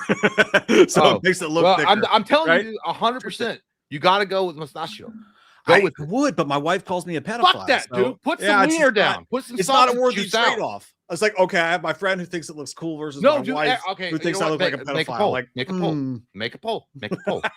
Say, Mike. What do I go with? No, here? it's like, no, say, Mike, yes for mustachio, no mustachio. I guarantee you, overwhelmingly, people are going to say, go mustachio. A Mustachio third look option is good. divorce. There's a fucking lots of women. I like it. that like personally. mustachio. I'm in between. I'm half chow. I cut this down shorter so that this. Dude, can if shine a little I more. could rock, I swear to God, dude, if I could rock a mustachio, I would 100% do it. I would do it tomorrow if I could rock it. I could You grow should. a thick one, You but it got don't a look mustache good. right? I can see it on your fucking face. I You have a have- mustache. It completes the beard puzzle upon my face, which Mike, you're not a pedal. Thanks, Mike. I wasn't it's sure. not okay. Just because you have mustachio doesn't mean that you're going. Obviously we can't butt fuck these kids. It's not like that. Just because you have a mustachio doesn't mean you're all sitting around at a fucking goddamn country store somewhere and be like, well, hey, I can't go out because everybody's gonna think I'm a fucking butt fucker of kids because I have a mustachio. I'm No, half dude, stashed. It's good Burt enough. Reynolds, I'm half stashed. Tom Selleck, sexual. I know. Well, Do they're it. better looking than I am, so Do it works it. more for them. Do it. You do it. You have a mustache. You fucking do it. We'll do it, It doesn't together. work for Mustache my bros. face. Mustache bros. I'm not doing a mustache with you. No, dude. We might as well fucking every time we come on, every time we do a live stream, YMCA should play if we both have Dude, speaking of butt fucker, when Jay and I were watching Die Hard doing the commentary, there's a line that cracked us both up because he's yelling at the guy. He's yelling at the dude down on the ground. Yeah. He's like, "Nice job, asshole." He's like, "Asshole." He's like, "I'm not the one who just got butt fucked by people on national television." Or whatever By the way, it was. It's so good. we all gotta appreciate Die Hard was loaded with talent, dude. Yeah. It had obviously Alan Rickman, who was one of the best roles in that movie, right? One of the best bad guys ever. Bruce Willis, obvious legend. It also had Carl Winslow from Family Matters. I can't remember his name, but he's always a cop, by the way. In a lot of his bigger, like even in Ghostbusters in '84, he was a cop. And then they had the principal from Breakfast Club as the asshole lieutenant. Dude, that movie is loaded with amazing character actors. Yeah, I got a pee. God damn it! All right, well, I gotta talk to chat now. Get over my anxiety. I don't want to talk to you guys. No, I'm kidding. I love you guys. Whatever. What do you say? No fucking way, dude. Is that for real? So Dean Cream Between just said Adam the Woo died. No fucking way.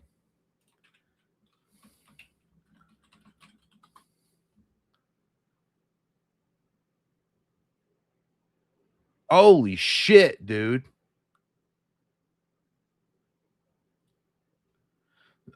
Is this real? Holy fuck, man.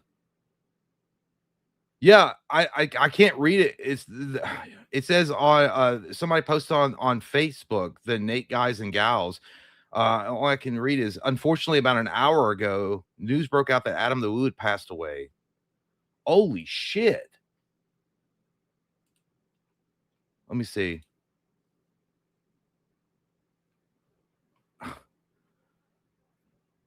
Damn. That's fucking crazy, man. I just watched one of his videos. Hold on. I'm going to go to Reddit. I mean, I have to. Adam the Woo died. I just heard this. Holy fuck, dude. Oh my God, it's real. I mean, I don't know. This is Reddit. Let me share the screen with you guys. That's sad as fuck, dude. So here we are. Oh, I can't do it because never mind. Yeah, so the post someone posted on Walt Disney World subreddit, Adam the Woo died, says, I just heard this. Is it true? And someone responded an hour ago. Multiple accounts, including his father, have informed us of his passing.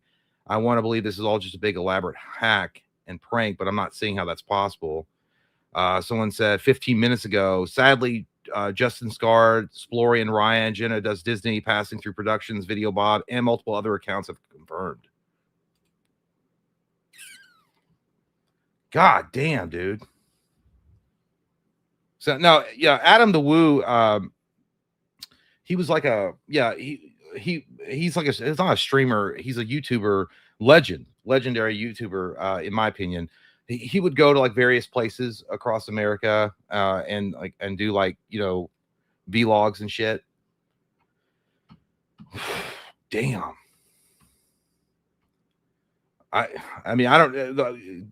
God Convoy Prime says what happened. I don't know. It just says he suddenly passed away. I know that he for a long time he was like he'd had like, you know, he was, you know, his weight had gotten out of control, but he lost a bunch of weight, right? Holy shit. Hey man, it was just confirmed Adam the Woo passed away. You're muted. What happened? But there's been multiple reports confirming it, like he suddenly passed away. That's terrible. I mean, I'll be honest with you. I'm not 100%. I know that you've talked about him before. I've not actually watched. Yeah, well, yeah, he's like what Sean does, right? Right. Yeah. But he took up the mantle, and you know, if you guys don't know, so just catch you guys up. Pretty famous YouTuber in the vlog community. He'd go to various places, like I mentioned, and he would, you know, just vlog and share his life experiences as he was going through all these different places in America. That's fucking crazy, man. Yeah, it's not. I guess there's nothing confirmed. No. I just I can't find anything. There was a Facebook post about it, and then there was something on Reddit that posted on, because he was also a very well-known person that went to Walt Disney World. He always went to Walt Disney World and shit like that. But someone posted on the subreddit that they just heard and that people are confirming. Yeah, it's probably yeah, it looks like a bunch of people, including his family and friends, have confirmed it. Allegedly, someone said he just posted yesterday. Yeah, he was always active. He was always active with his fans. Yeah, I guess they don't know what happened. Damn, that's fucking crazy, dude. Jesus, man. Yeah, R.I.P. Adam the Woo. Yeah, I That can't. And sucks. again, I'm not familiar, but that's you still hate to hear that. Like I know that you've watched it before. I watched him all the It's so time. terrible. I loved his videos. God damn, Damn. man, this has been a crazy fucking week. Phew. Yeah, I don't know what to say. Yeah, like I said, R.I.P. man. I've heard the name 1,000 times. I honestly don't watch a lot of YouTube anyways, but yeah. Yeah. Well, yeah. Sad news. Sad fucking news. He was pretty young too, wasn't he? I think he was close. He was our age. He was around our age. Jesus Christ, rest in peace, man. And the thing is, he had been overweight for a while, but he got real serious about his weight loss journey, and he like shared it with his vlog. As he was doing it, he lost a shit ton of weight. So I don't know. Yeah, Terrible, man. Let's see. Where did you start with the? No, I literally I turned the chat on, and then Dean Creebetween was like, "Hey, Adam the Woo passed away," and so I was going on that adventure to confirm it. Okay. We'll pop in here for a couple minutes to your all stream elements. See what you guys are saying up in here, and we'll get right back to the tier list in just a moment. Again, we're scooting through it. I mean, scooting boogieing through it. Cleon says, always looking forward to your streams. RIP James Ransone. I liked him in everything. Thoughts on Marvel Avengers teaser trailer marketing to boost Avatar. It's leaking online hard. Hate it, dude. Hate it. Well, we both gave respect to James Ransome or Ransome. I don't know how you say his last name. Yeah, a great actor. One of those guys that definitely drew the eye when he was on screen. Mike made that observation. It's 100% true. He had great charisma, and it really sucks, dude. Yeah. You don't know what someone's going through sometimes at all, and it's shocking when it happens. But as far as like Marvel Avengers teaser trailer marketing to boost Avatar, I think it's bullshit. I think it's terrible. I think it's a dumbass fucking idea. I get like they want to help out Avatar and have it do well, but just release the fucking trailer online, or Grace Randolph's not going to have enough money for her Winter Wonderland this year. Allegedly. Yeah. Dude, I'm telling you, I think it's the stupidest thing ever. Like, and I said this last time we talked about it, but it's marketing. It's you asking us to go watch your movie. So for you to say, I want you to put in a bunch of effort, you're literally doing what people are actually getting really tired of Marvel doing. Like, do I have to watch 20 movies and 60 Disney TV episodes to understand a show? It's your job to get us to go see the movie, not our job to go fucking follow around and watch Avatar 6 times to get a taste of your upcoming movie. Sell your movie. This is not the time to play dickish games with your audience. Terrible choice by Marvel. It doesn't make any sense too, because of right now, like you guys, I'm not saying they're on the ropes necessarily because of James Gunn. They're not really worried about James Gunn, but it is probably a right time to strike, because Marvel's not been doing great either, right? They need this movie to be like a return to form for them. They need this movie to make over $1 billion to get them back on track. So playing these fucking mind games with your crowd is stupid. Yeah, I fucking hate it, dude. Test Tickler, the Tush Tickler says, hello, Dr. Chalice and Dr. Loomis. I've come bearing gifts. I'll give you a hint. It's in my pants, and it's not a banana. I don't want your diseased goddamn wiener, Testickler. I can read between the lines. Good God. Go get that checked out before it falls off. Talking about I come bearing gifts. Look at my wiener. Disgusting. He doesn't want it. No offense, but fuck him. All right. Fuck him. I'm on a liquid diet. I could use some sustenance. All right. Banana, not a banana, cream filled, maybe even better. Good pop God. on over. Good party club. Austin says, what do you guys think Michael's entrance music would be? Ever since Halloween 6, it was Rock You Like a Hurricane for me. Also, that's a good idea for a top 10 video. Make a list of horror characters and their ideal entrance music and rank for bad. Oh, dude, that is a great idea. Yeah. Was that our idea? No, that's his. He just said it. Oh, fuck. Well, we're taking just take it. We're taking it, Austin. Thank you. Like a good, dude. So Michael Myers, if he were in WWE and he were coming down the ramp, and that music blasted, what would it be? What would set the crowd on fire, knowing it's Michael and he's back and he's going to do some damage in the ring? I mean, obviously it would be his theme song, but like if we're having fun with it. No, you can't do. Yeah, you can't do his theme song. I can't. Every time I think of someone coming down a ramp, it's always, you think I'm cute. No, I'm sexy. It's just Shawn Michaels music. That's true. Yeah, that would be a good one. But Space Jam, there's your chance. Do the chance. It's the Space Jam. All right. Yeah, I don't know why. I think, dude. You know what? I the first thought that popped in my head, Michael Myers' entrance music would be Bret Hart's. You remember that the Hitman? It's just like that. You gotta have to refresh me. I can't really do it without playing it, but it's just like low, like kind of like solid guitar riff in the background, but it's I can't do it. Anyway, I could see that one, but I could also see he could do Weston Girls. Weston Girls. If it was teenage Michael coming out of the institution, it could be Damn It by Blink-182. I guess this is growing down and it's some baby Michael to big Michael. What if it was like Welcome to My Life? If it was the Rob Zombie's Michael, it would be perfect. Yeah, I'm just a kid and life is a nightmare. Good. When I was in a band, we did Rocky Like a Hurricane from the Scorpions, and we tried to do a metal version of it. So when it got to the part where it was like, Here I Am, it was more screamed. But I never knew the verse lyrics, so I'd always just make up shit. And it was always weird. It's something like, the night is hungry, the bitch is loud. That's all I remember. Another good one for Michael would be Pantera, Cemetery Gates. Oh yeah, Walk would be good too. Yeah. Hey, you know what, Austin? We're gonna steal your idea. We're gonna put it in our back pocket. We're gonna make a whole video around that because there's a lot of potential there. I like that. Someone's Watching Me would be a good one. Mm-hmm. I always feel like somebody's watching me. That'd be good. Jake, as a Seahawks fan, watching the Bears play the Packers, got to get a late onside kick, force overtime, and then hit a bomb. You're giving me fucking PTSD, Jake. Yeah. Had me pointing at the TV like the Leo DiCaprio meme. Good times. Bears still little bro. I don't know. Caleb's nice. Good in the cold too. Listen, he's referencing a game in the NFC Championship of the Packers Seahawks. I want to say 2013, circa maybe 2011. One of the worst moments of my fucking life. And that game did closely resemble the Bears game. I still think Caleb Williams sucks ass. I think time will prove that he's not that great. I got to give it to Ben Johnson. He's a great offensive coach. But it's shaping up right now. The Packers could play the Bears in Chicago in the first round of the playoffs. And I just want you to know that I hope they fucking do. Okay? Because the Packers beat the shit out of them for almost that entire game. Well, maybe if Wisconsin prosecuted more of their drunk drivers, they could focus on their football team. But I was going I just beat the shit out of my liver. So. I'm only saying that, by the way, because I watched a body cam video. This person was arrested for their 5th fucking DUI. Mm-hmm. 5th! God damn. Yeah. Holy shit.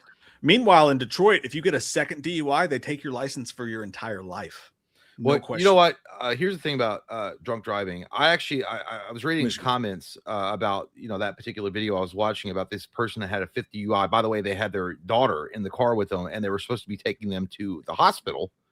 Oh, that's fucked. And they drove their car into a ditch. Because that's good parenting, 101. That's what you do. The hospital. You decide to be like, hey, I got to get a fucking fireball shooter to take my kid to the hospital. But either way, right? So this was this bitch's 5th DUI. Someone in the comments said what should be mandatory is that on your first DUI, you should lose your license for 6 months, go and attend like drunk driving, whatever classes, and also meet with families that have their families have died from a result of drunk drivers.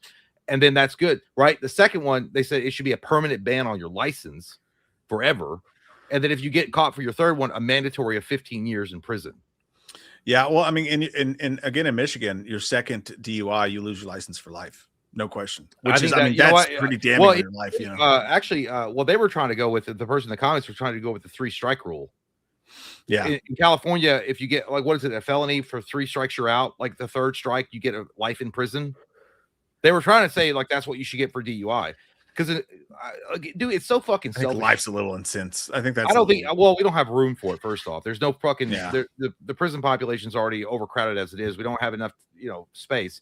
But listen, man, 5 DUIs is fucking insane. And I think there's another one. I was like 8 DUIs. Yeah. There's who the fuck is like giving these motherfuckers light sentences? Is it fucking Jimmy Carter's brother? It's Jim Carrey and Liar Liar was like, quit breaking the law, asshole. Nick That's Nolte's basically- up there fucking handing out sentences.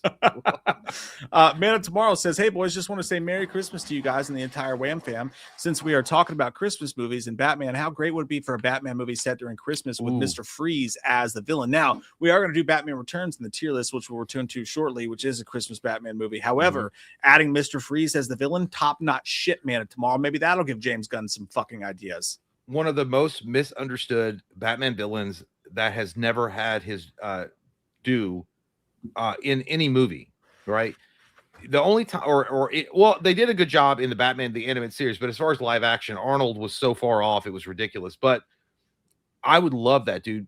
Mr. Freeze is a very relatable character as far as a villain goes, and why he's doing what motivates him. I think the best storyline they ever did for Mr. Freeze, other than the animated series of Batman, is they did in Arkham Origins, the DLC for that. God damn, dude, it's so good. He's such a tragic character. He kind of reminds me of like Sandman in Spider-Man. Yeah, he's just trying to save his wife, and he got like he had this bad like reaction or whatever when he fell in that pool of goo or whatever the fuck he fell into, and I don't know. It's a great, but I would be great. It would be awesome. Yeah, 100%, dude. That's a great fucking idea. We'll pop up. Speaking of Christmas, by the way, I'm not drunk. I was like trying to stumble over my words because I noticed that Mike wanted to move on, so I was trying to get over through my point. Didn't do anything. Don't blame your drunk on me. I'm not. Right? I'm not drunk at all. But you have a problem, all right, and we're all here for you. You have a problem. No, yeah, you have a problem. Yeah. By the way, I'm you walked in here. You have a problem. You're stumbling over your words. Your dogs are fighting in the middle of the morning. That's not my fault. All right, that's not my fault. I can't control nature. I'm not Jim Carrey. Batman Returns. This is an interesting one. This is an interesting one because it's beloved. I do love it, but where does it go on the Christmas tier list? Listen, as a Batman film, I thought it was cool. I like the redesign of Batman's costume, where he had more of an actual body proof, like, or it was like the body armor was more, it made more sense, and not just the abs. I thought he looked cool. I've always put this pretty rad.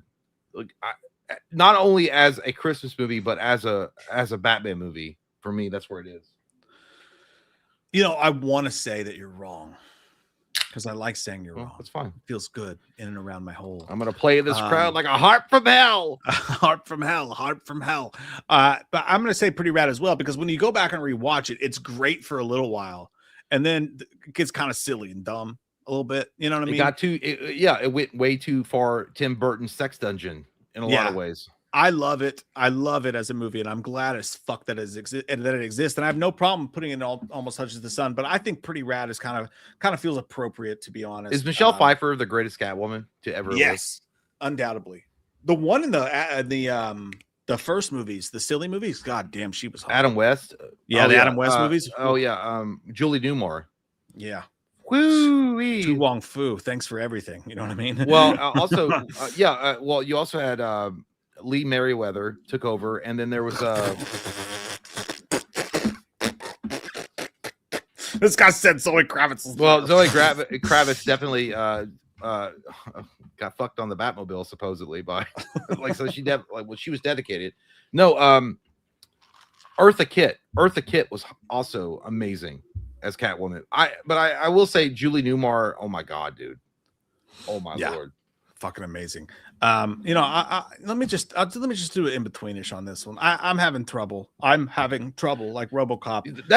It's such a weird movie. It makes you feel like, it could have been great, but Tim Burton got so lost in his sauce. He was like, no, I got to make it super weird. I got to keep going. I got to keep going.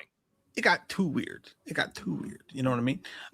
Original Black Christmas. This is interesting. I would go Almost Touches the Sun personally, because it inspired Halloween, number one. I mean, it came before Halloween, it inspired Halloween. The prank phone calls, you can't really call them prank phone calls because that guy was serious. It's like picky, pussy. You mean his harassment campaign? Yeah, fucking gnarly. Awesome old school slasher, great old school slasher. I'm an Almost Touches the Sun on Black Christmas. I can go there. Movie, I can go there. Yeah, set the tone, man. Set the tone. Get up in there, you little son of a bitch. Go now, dude. Steve's asshole is being like winded out tonight. And it's the perfect time to bring up. Hey, there we go. Let's stick it right in there. Let's my plug God. up that hole. Plug up that hole. The Steve's asshole pick of all Steve's asshole picks. I mean, this goes deeper in Steve's butt than anyone has ever been before. One of the worst movies that has ever graced cinema screens, Black Christmas 2019. Dear fuck, this is one of the stupidest, dumbest movies you've ever seen in your fucking life. And you should look it up and listen to the director talk about it. Oh my God, it'll make you throw up in your shoes. Woman power, activate. Just one of the worst movies I've ever sat through in my entire fucking life. Yeah. It makes Ghostbusters 2016 look like a masterpiece. Yeah. Stick this all the way into Steve's asshole until it's touching his lung. Go! That's how we do it. Jay's favorite movie of all time, Home Alone 2. Well, one of my favorite movies of all time. It's not really, but as far as a Christmas movie goes, I think it's a little bit better than Home Alone 1. I would put this as all-timer because yes, there is a lot of similarities between the first one, right? But I feel like Marv and Harry get to shine more in this, which I like. Yeah, they're more on screen than they were in the first one, and I do appreciate it. And it's got some of the best, like, I mean, Trump's like that's why you love it, isn't it? That's why you love it. It is. Hero. I voted for him because he was in the movie. No, not just that. Tim Curry is in this. Rob Schneider is in this. Don't count your tips in public. Said. There's just little things that are like really cool about this movie, and I think they did a bang up job with the sequel. I'd put it an all timer, dude. I would honestly pick this one over the first one to watch. Now, I would never ever pick this one over the first one personally, but I will go with you all timer for Home Alone 2. Get up in there. All timers filling up quick. Jim, it's filling up real nice and saucy. How about A Christmas Story going with another absolute classic? Ovaltine. Dude, I'm gonna be honest with you, this movie is depressing as fuck. It is like spending Christmas in your weird aunt's trailer. There's something just skanky about it that makes me feel wrong, but it is a classic. I'm gonna Almost Touches the Sun with Christmas Story, personally. Yeah, I am too. I would put it higher, creepy. but I got burned out really fucking fast on this. I like it. I think it's a cool story. It's a good Christmas story for sure.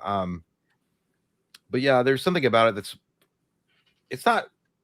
I don't think it's depressing. No, I don't know how to describe surreal. Maybe it's like a surreal dream that you get dropped off, like like that shit in the back rooms, like that horror shit, Yeah. and you're trying to get out. Like it kind of feels like that. I don't know. Yeah, it gives me the ick, dude. I think that's what I would say. Like, it's a classic, but it also gives me the ickies. Fragile. It must be made in France. Yeah, Almost Touches the Sun. Mm-hmm. Like, it's a classic, but your creepiness keeps you out of the top. I feel like it's just. Well, not like a good I don't think creepiness. it's that. I think it's just I'm burned out on it. I think they oversaturated it way too much, like because it plays on a constant loop for Christmas. That's fair. Switching gears to the action sauce. Hot Gina Davis and hot Samuel L. Jackson and hot Long Kiss Goodnight. Rennie Harlan, the guy who directed Nightmare 4. He directed the new Strangers movies that came out. And I believe written by Shane Black, if I'm not mistaken. Another Christmas classic by Shane Black. This is Almost Touches the Sun for me, dude. Fucking badass action movie. I'll go with it. Yeah, I'll allow it. I like how Samuel L. Jackson is wearing his high school ring while he's posing with a oversized gun, but we like it. Man, this is such a fucking fun ass movie. It's a great action film. Massive Christmas. Dude, what vibes. happened to They don't Gina make 'em like- Davis? God damn, dude, she was hot as fuck back in the day. I guess she just decided to retire from public eye and I mean, it whatever. is like 50 years old, so I don't know what's No, going I on know, there. but like you thought Gina Davis would stick around for a lot longer than she did, but it is what it is. Yeah, 100%. She was a badass in this movie. Mhm. We don't mention her enough when we talk about great heroines, right up there with Sigourney. She was fucking badass. Edward Scissorhands. Edward Scissorhands. Now you're talking about a movie that depresses you. Oh, so sad. Yeah. This is like I just took 3 Ambien and drank on top of it, and I'm trying to stay awake. Dude, it's dark. It's and sexual, I'm listening sexual. to Creed, My Own Prison on repeat. You know what's right fucked now. up about me? I was always kind of attracted to that suburbanite lady that was always trying to fuck him. I was kind of like, he should do it. You know what I mean? Like, The one that took him in. Yeah, the creepy one that feels like the lady from Erie, Indiana, who Oh, sells yeah, I stuff know in you're the talking about, Tupperware, like that So- lady. I was oh, always kind of like, you- when I was a kid, I was like, hey, yeah, why You not? work Edward? magic with your shrubbery. Yeah. Yeah, that girl. Yeah, I would 100%. I'm almost touches the sun, personally. Oh yeah, I think so, but it's super fucking depressing. I like. Not only is it about like the monster that lives up in the castle far away from this picturesque town that's also kind of creepy, where they're all like the same color, but somebody fucking dies at the end of the movie. Evil dies tonight. No, that dude died. That screamed it. Yeah, Tito. I'm with you, Tito. Hairdresser lady could have got it. Yeah, dude. But yeah, that it also had Vincent Price in it. I mean, it's almost such a son for sure. Yeah, arguable all-timer. Arguable. If we're being picky, we'll go almost. But it's a Tim Burton weird ass movie, dude. Like you wonder sometimes when you look at a director and like they come up with this wild shit, and you're like, what the fuck? What kind of weird ass like sex shit has got going on in your brain? And you're like, it was nah. a little weird. It was a little weird. And I appreciate by the way, our Lord and Savior, Eric Hess, because he mentioned that Terrifier 3 wasn't in there. I'm adding it right now, my good man. Terrifier 3 does need to be in this list. Where is it? Where'd you go, you dirty little bastard? And how about now? Terrifier 3. Where should Terrifier 3 go? I'll put it at fuckable. Disagree with that. And I'm saying it's as at least pretty rad to me. I'm saying as a Christmas movie, I mean it's fuckable. I mean, it's as a movie, it's great. As a Christmas movie, it's fuckable. Let's put it to a vote. That's where I stand. Let's go back to the vote. Vote or die, like Diddy said, because he'll fucking come over your house and rub you in baby oil and kill you. Look at my teeth. Look at my teeth. Look at my teeth. All right, I'm putting it up to a poll because we're far off. We're far off on this one. Great Christmas slasher, in my opinion. Another recent great Christmas slasher. Jay hasn't seen this one, but you're not supporting our friend Mike P. Nelson. I just want you to know that you're not. I support him by saying you should drink Angry Orchard. That's what I said. You should go buy a fucking 12-pack of that. The new Silent Night, Deadly Night is so fucking good, dude. It's in my top 5 horror movies of this year. I think it's number 3. Damn. I think. Yeah, it's that fucking good, dude. Great slasher movie, awesome character arcs, interesting characters, awesome vibe. Fucking, I'm gonna watch it every Christmas. It's that good. It to me is almost touches the sun. What a liar you are. That's you're not gonna watch it every Christmas. No, you're not. I am. I probably will watch it every Christmas. I'm almost touches the sun, and you haven't seen it, so you don't get a vote. Take it. That's fine. Take it. No, I feel like my Native American brethren. Our rights were taken from us as well. Remember, I told you my great grandma. No, it might be higher. I don't know. I'm gonna do ancestry.com. I'm gonna do it. I'm gonna give a fucking little mouth swab, and I'm gonna find out that I'm really high up. Oh, they just showed Philip Rivers' family in the box on Monday Night Football. Him and all 11 of his kids are up in there watching him play football right now. If you took the over, congrats, because that fucking everybody's scoring in that thing. My great grandmother was 100% Cherokee. Bad Santa too. I don't think it lived up to what it could have been. I got to be honest. I liked it, but it was forgettable as fuck. I'd put it at, man. I got to be. It's fuckable. You know what? And I know that some people might get mad about that. And I liked Bad Santa. But to me, it never does. It didn't need a sequel. And so when they did a sequel, they tried to recapture, lightning in a bottle with what they had in the first one. It just never really did it. Yeah, I agree with you. It's watchable. It's literally watchable. So that puts it in literally fuckable territory for me. I would agree with you on that. Stacey said, "Where's Lethal Weapon?" Look, you know me. I'm happy to say Lethal Weapon's a Christmas movie. Oh yeah, I guess it was. But it's really just the opening scene. There's Christmas lights when the hooker jumps off the balcony. But obviously Lethal Weapon's an all-timer. Who are we kidding? If it wasn't in the list, let's just say that right now. How about Nightmare Before Christmas? Another all-timer. It's an all-timer. It's an all-timer. Yeah. Even if you don't like those kind of movies, the claymation shit or whatever the fuck it's called. I don't even I guess it's what it's called. I think it was a very unique movie when it came out. Nobody had done anything like this before, and I thought it was really cool. When I first watched it, I thought Tim Burton knocked it out of the park with this kind of movie. It's an all timer, and like again, it spawned so many different like spin-offs and people copying it. It's a fucking a marketplace juggernaut. It's everywhere. Yeah, I agree with you. I'm not even into those kind of movies very often, but it's fucking great. Is it called? It's not claymation, right? Or is it? I don't know what that style is called. I actually don't know. Because he did it with the Corpse Bride too. Yeah, I don't know what it's called. Someone will have to know. It's a Tool video type of situation for sure. Did you ever see the Christmas Chronicles with Kurt Russell? I did not.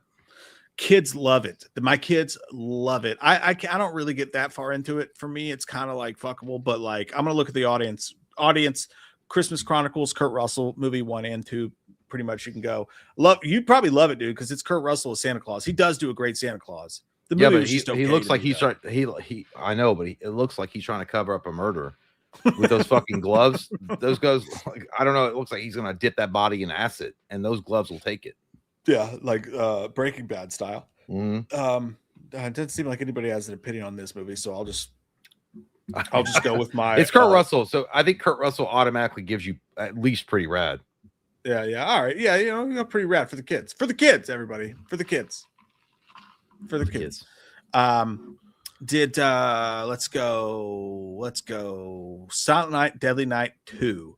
Now, Silent Night, Deadly Night 2 is interesting to me because the first movie is the first movie. We'll have that in here as well. But Silent Night, Deadly Night 2 to me is the one I watch. I watch this one because it has all the best parts of the first movie and it interjects it with really entertaining B-movie shit like Garbage Day and, you know, Punish and all that shit. I love this movie. For me, it's pretty rad. Entertaining, fun. I'm gonna go with what you said because I don't remember this shit at all. Yeah, I'm gonna go pretty rad then in that case. I think that's a fair place to put it. Entertaining as shit, man. And a Christmas classic. As far as Terrifier goes, you guys say Terrifier 3 is almost touches the sun, 31%, but it's close all the way through. 22% said all-timer, 25% said pretty rad, 22% said fuckable, but 31% say almost. Damn, that was really that was all cut across the board. Holy shit. Yeah, I was spread out. Like Michael J. Fox trying to cut a fucking pie. It's just everywhere. Now it's Christmas, pal. It's I love the Christmas, guy. All right, take it easy. Okay, he would make a joke too. Suck a fucking butt. All right. This one's kind of weird because I can't remember, dude. I literally can't separate these two movies in my head. Santa Claus 2. I don't remember at all. Okay, the Santa Claus, the first one, all timer. In my opinion, it's an all timer. Okay. The Santa Claus 2 is pretty rad. The third one sucked, but the Santa Claus was fucking great, dude. I thought it was amazing. You know, you have Tim Allen. He's pretty much his character from Home Improvement, right? Thrust into this role where he unknowingly kills Santa Claus off the fucking chimney because he thought he was a robber. And then he gets fat at the board meeting, and then he can't get his weight down, and his beard keeps growing back. Dude, the Santa Claus is on all fucking timer, dude. I don't know why anybody wouldn't have watched this movie or have it in their rotation list for Christmas movies to watch on Christmas Day or Christmas Eve. I'm with you on that one. I remember. I haven't seen it. Hey, if I keep going down this way, I'll hit I-90. Yep, when he's like on the fucking sleigh, it's so good. And then Santa Claus 2 is not bad. It just they tried to capitalize on what they did with the first one. Yeah, but it kind of got played out a little bit. But it's still a pretty rad film. The third one's bad. I'm going with you on this one. I go with God. Santa Claus all timer. Santa Claus 2. Almost Touches Sun. What about the classic cartoon? This was stop motion animation. I think most people would agree that's probably an all timer. Yeah, it's a fucking staple. It's a staple. Right? Yeah, right. I mean, it's kind of creepy in its own way, but also just it feels right. It's weird. It feels right. It just it's fucking Rudolph. That was my favorite Christmas song to sing when I was a kid. By the way, I loved Rudolph it. the Red-Nosed Reindeer. Yeah, with your nose so bright, won't you? That whole thing. I liked it. So fuck yeah, Rudolph. I'm gonna watch that with kids this week. Get up in there. Yeah, but that movie burns out really quick with kids. after you get like 8 or 9 or 10, maybe you don't care anymore. That's true. Yeah, that is true. This one, Violent Night. I David never Harbour. seen it. I wanted to watch it. I never got around to watching it for some reason. I wanted to though. Yeah, listen, I gotta go fuckable, dude. I gotta go fuckable. I think this was intensely overrated. I thought it was overdone. It wasn't that good of a movie at all. If it was a Shane Black type of movie, it could have been really good, but it was just like, oh, Santa Claus is killing people. It's so cool. But the story fucking sucked. It was unbelievable as hell, even for a Santa Claus killing movie. I didn't think it was that great, but I'm not going to be a ditty. I'm not going to force lube you guys up here. I'm going to let you guys vote and decide because I have a very unpopular opinion on that movie. So I'll put Violent Night to a vote. It is the Christmas season after all. But I would go fuck them personally. It was fine. Nice to see an action movie any day of the week, but I just thought this one was majorly overrated. That looks like Jake Paul. It's like trying to call out his next opponent. Lips all twisted up. It do though. Why you guys are voting? Silent Night, Deadly Night, the original. Is this where Santa Claus got a blowjob at the beginning of the movie? No, you're thinking of Christmas Evil, which I forgot to put on this list, but that's Christmas Evil, yeah.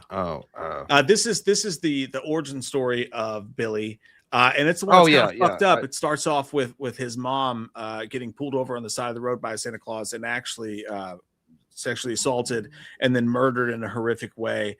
It's fuckable to me personally. Like I don't enjoy watching this movie very much. I was gonna say fuckable too. Yeah, I agree.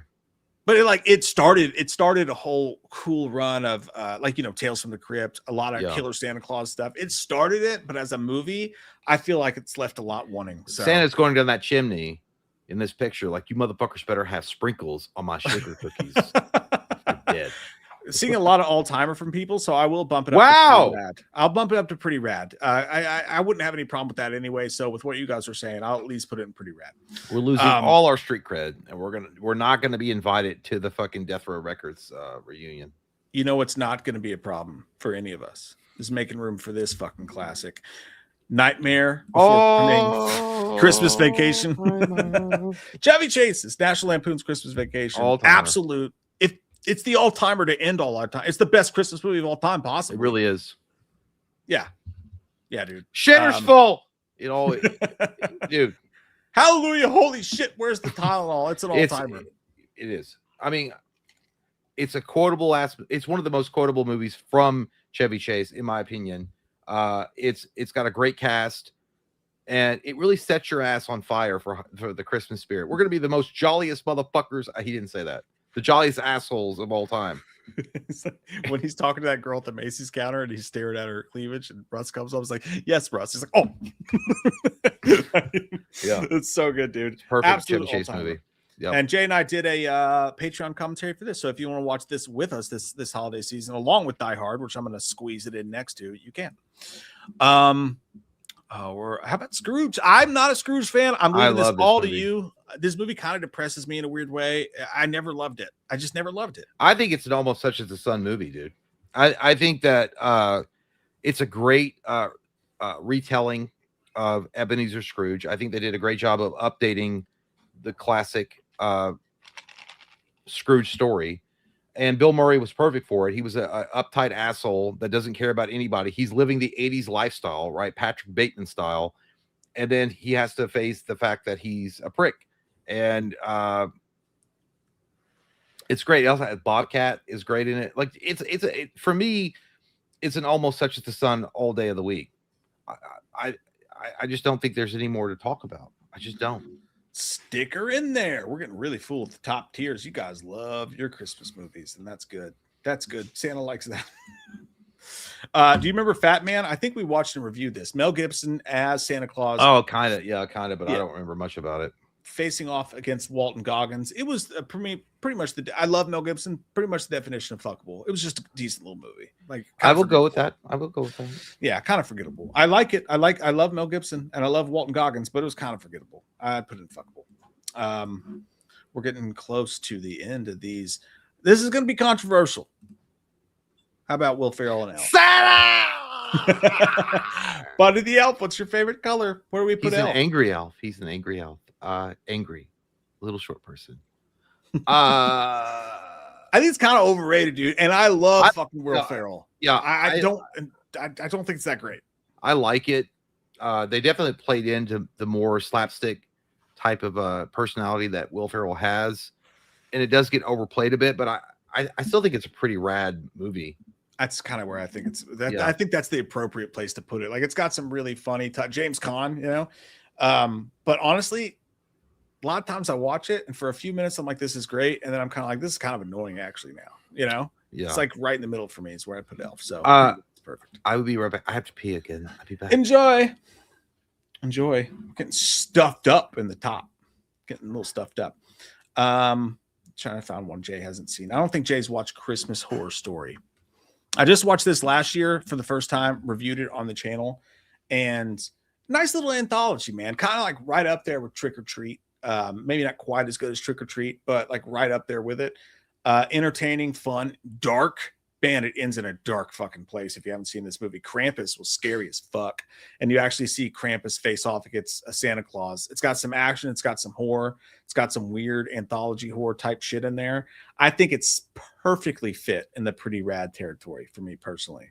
If you haven't seen it, you probably enjoy it, honestly, especially if you're a fan of horror anthologies and Trick or Treat. I'm going to go, Pretty Rad's pretty full. I'm gonna go fuckable, but just with a, just an asterisk of Pretty Rad. It's I'm gonna put it just a touch in there because it had some good moments in it for sure. What else we got here? Maybe something Jay hasn't seen that we can cover while he's gone. Okay, here's one: Silent Night, Deadly Night remake, the one before Mike P. Nelson's one that just came out. Starred Malcolm McDowell in it. I never fucked with this movie very much. I'll be honest with you. It was kind of low budget, had that really digitized straight to DVD vibe to it, but it did have some good kills in it. It had some really great, there's a wood chipper kill. There's some nasty shit in this movie. I would call it the definition personally of fuckable. That's kind of where I would put this one. Some people really love it, but yeah, it's just all right. It's literally the definition of a Tubi movie. If you're looking for like a Hills Have Eyes kind of Tubi movie to watch one night. Let's see here. I think we pretty much covered it. Let's see. Yeah.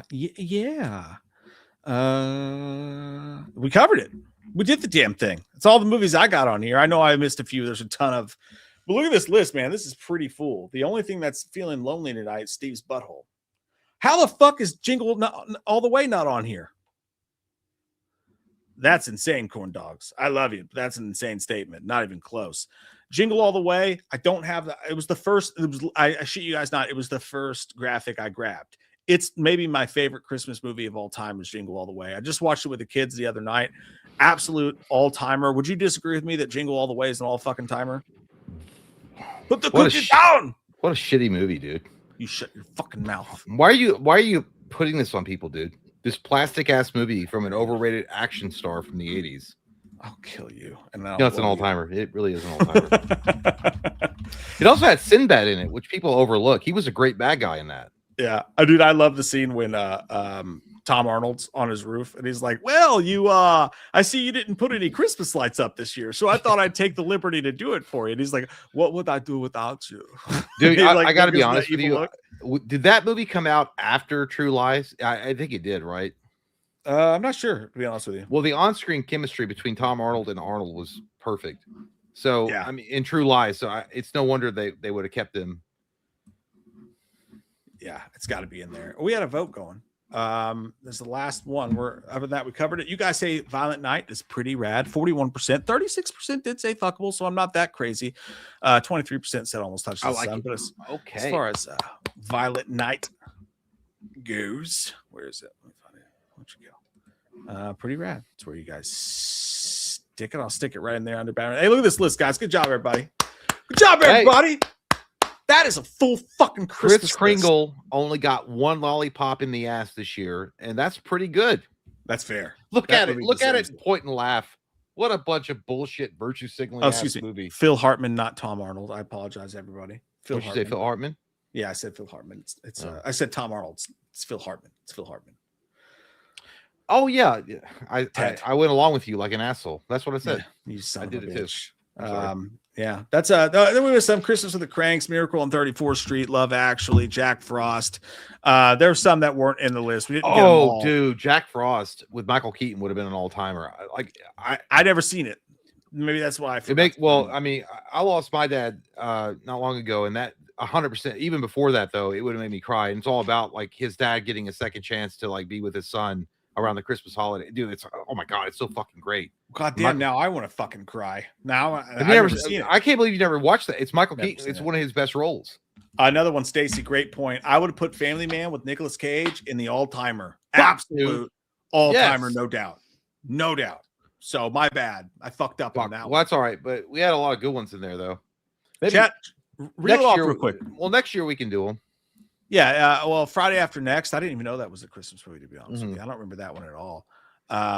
Yeah, there's some good ones that. But forget, if so. you think of the Family Man, what's the one memory? The only memory that comes to me, and we both have made fun. Well, not made fun of it. But we talked about it.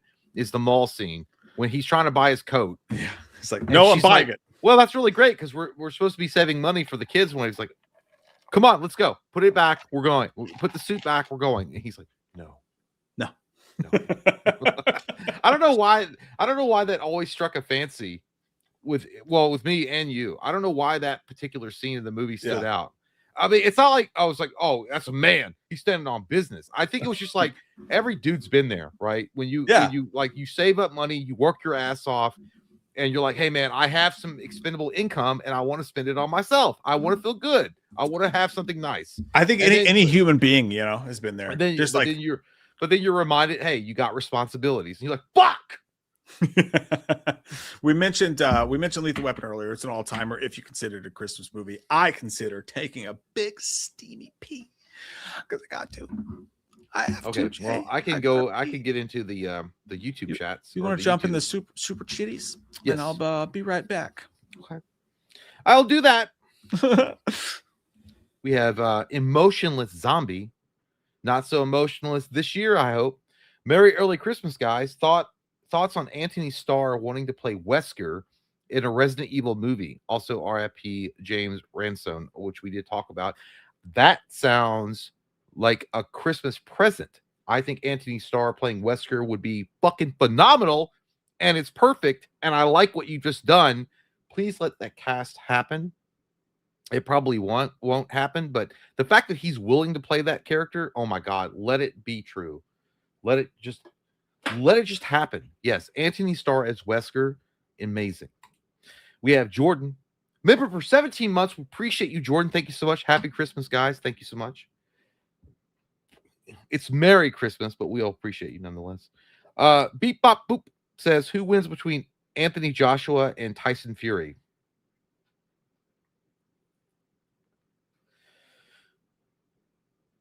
Gut reaction, Joshua. I love Tyson Fury. Tyson Fury's got no bitch in his blood. He's got no quit in him. And I think he's a great guy. He's got a great story. But I think that Anthony Joshua does it.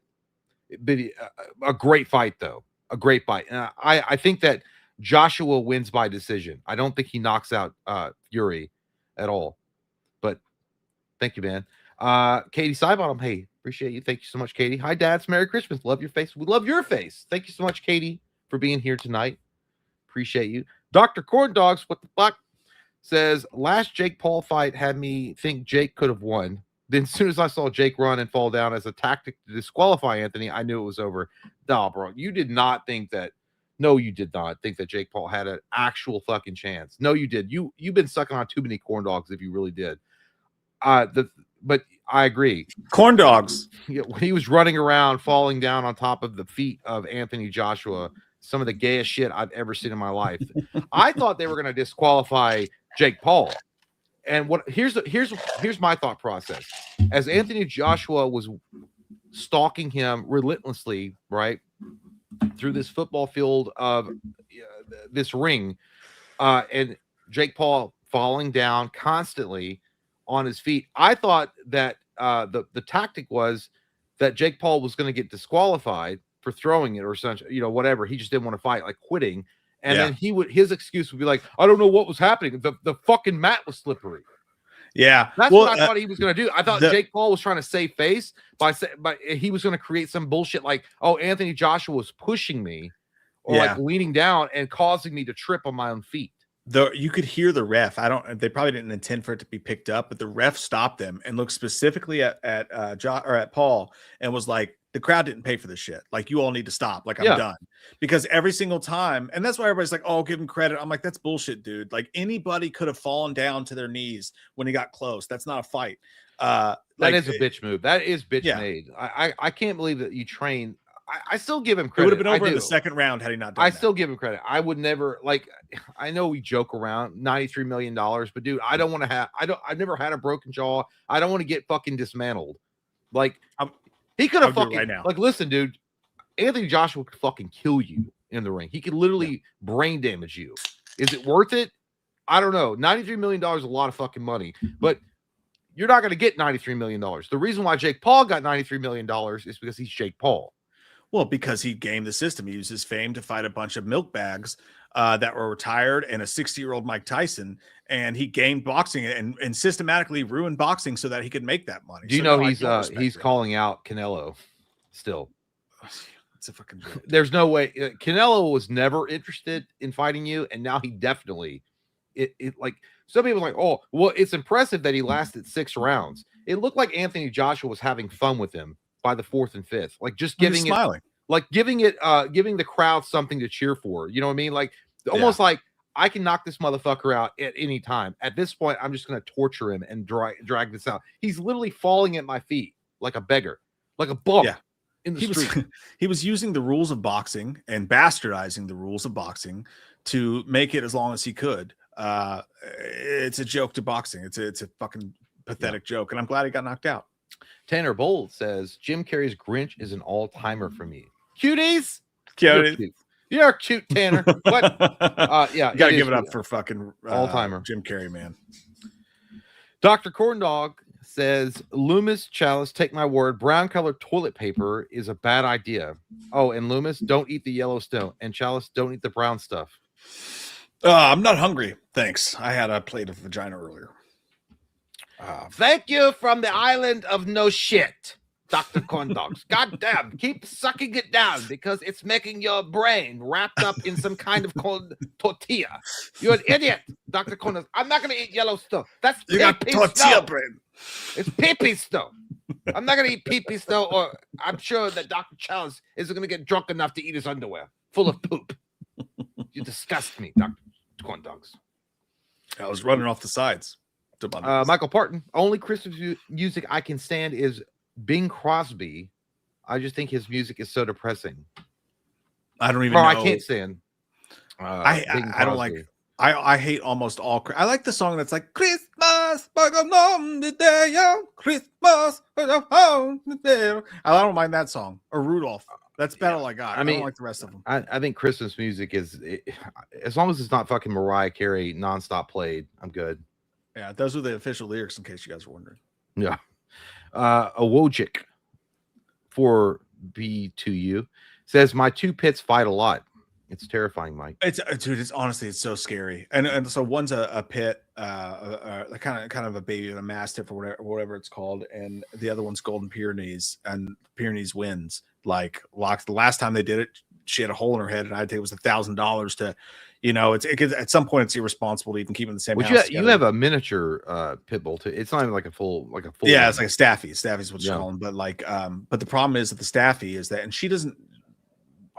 I don't understand it. She's great with everyone else, but when they get into it, she keeps going though. I can get Thor off of her, but even if I do that, if I'm the only one, she will reattach, and then I'm holding him, and she reattach, and then I'm fucked. So it takes 2 people to set. So it's just, dude, it really is scary. It's honestly kind of traumatic to see that shit happen because it's fucking violent. It's awful. I don't know what to do. A real man would just scream at them, and they would. Dude, I tried like water on them, fucking throwing stuff at them. Like it's crazy. I Googled finally pick them up by their back legs and pull them apart. Yeah. But you have to have someone do that to the other dog to get it to work because I was just dude. I was shirtless in front of my family, blood everywhere, finger fucking and going dog to dog, picking one up and pulling them, and the other one and pull them and pull them, and it was just, and you could feel when you pull and they don't disattach. It's an awful feeling. It just you feel them. Ugh, it's terrible. It's the worst, dude. I hate it. We have Dr. Corn Dogs. Mike J, let's do a friendly boxing match. You scared? No, because you're gonna try to hold us down and fuck us in the butt with oil. I'm not into that. Sounds good. Dogs. I'm in. And then whoever wins gets all the corn dogs they want. No, I'm sir. in. I'll watch you and Mike do it. I will disqualify myself. We have Eric the Hess. Thank you so much. Says, I couldn't find the Stream Elements link.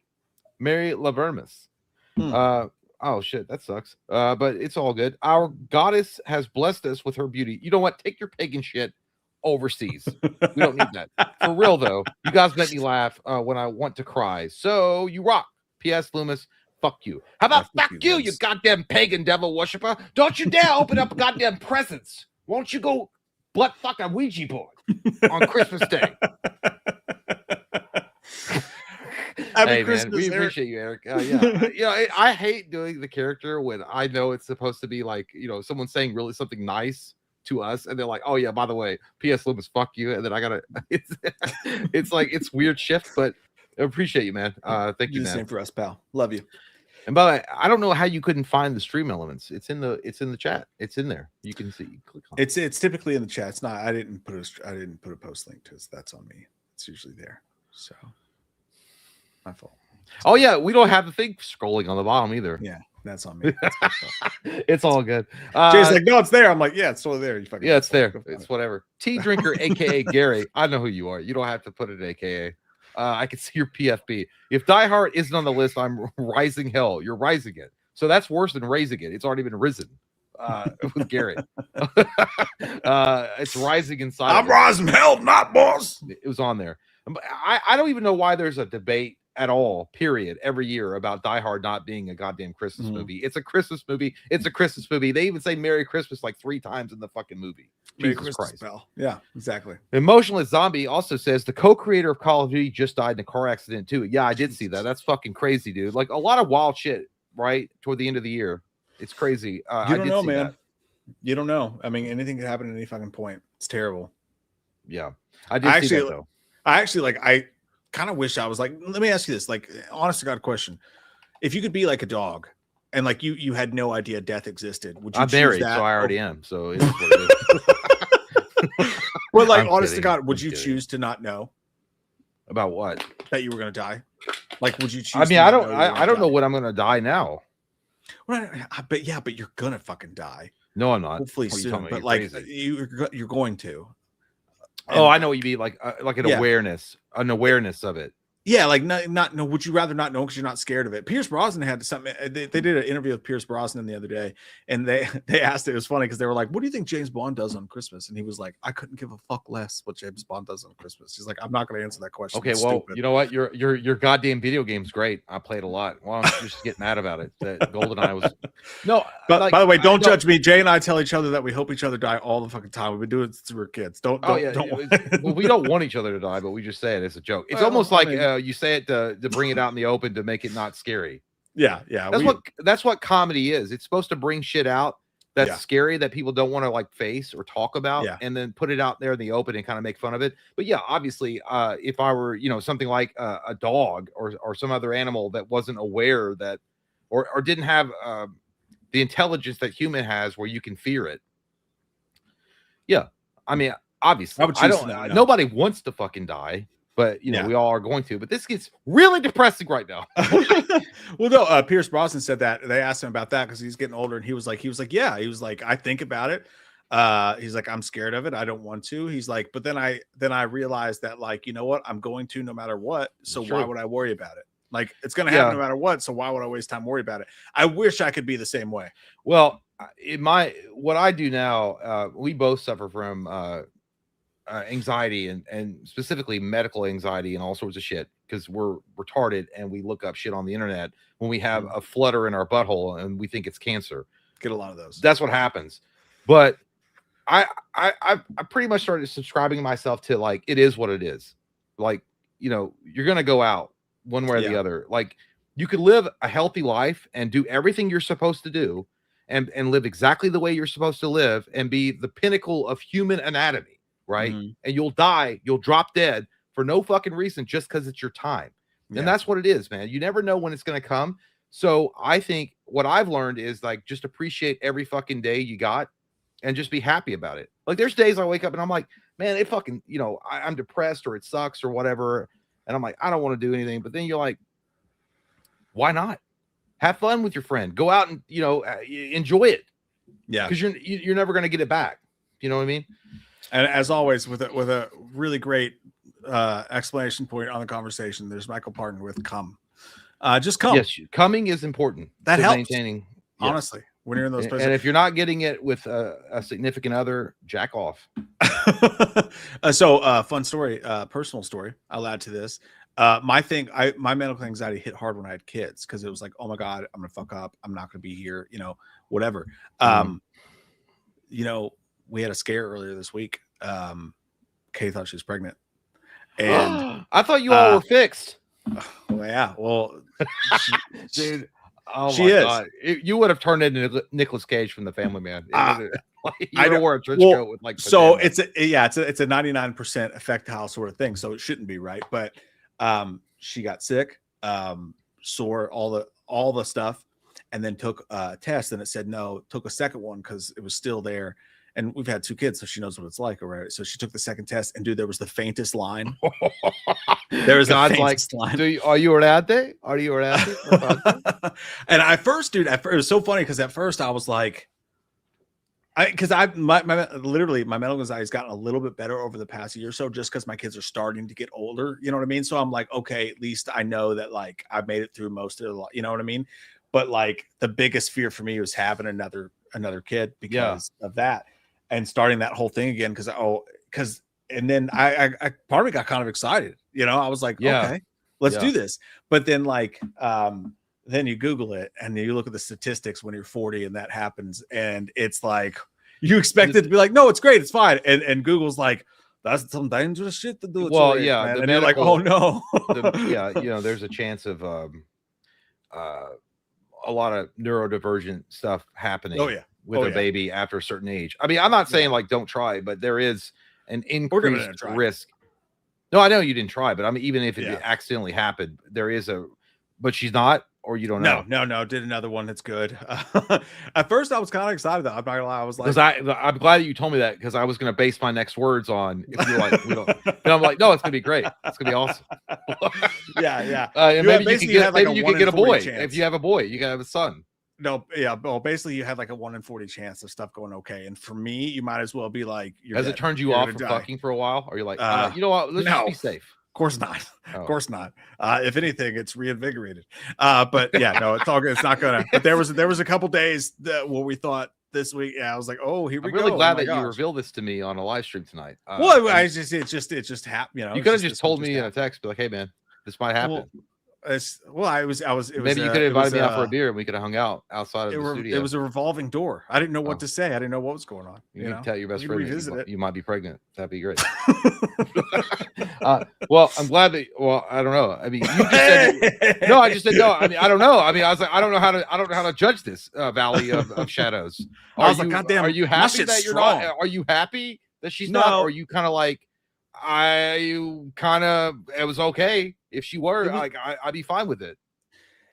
It was an exciting prospect. I'll be honest with you. For a sec there, it was an exciting idea. But once you look at the possibilities of things going awry, I got really scared. So it's just not a situation that I would want to put my family through if I had the choice. So in the end, it's a good thing. But for a second there, I was pretty pumped. I never had kids before, but yeah, I think the birth of any new kid would send your fucking jinglies out the fucking window. Oh yeah. But it would have been weird though, because like, you know, with but you'd be hoping for a boy though. Maybe like, it better be a fucking son. That would have been crazy. Yeah, you have failed.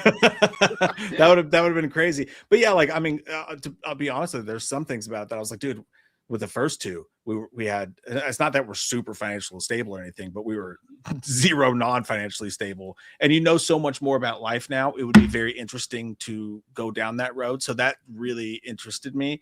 It'd be like, at this point in life, know what you know. But yeah, it's for the best. The training wheels are off if you had a third Yeah. one. Yeah. I think you're a It'd good be dad. weird to experience that as an adult because I was such a yeah. kid during first, you know. Well, I think you're a good dad. I think that, you know, if you had a third kid, I think it would be like, especially if it was a boy. I That'd mean, be shit, wild. dude, that'd be crazy. Yeah. Because you're like, what are you, 40, 41? Yeah. 40.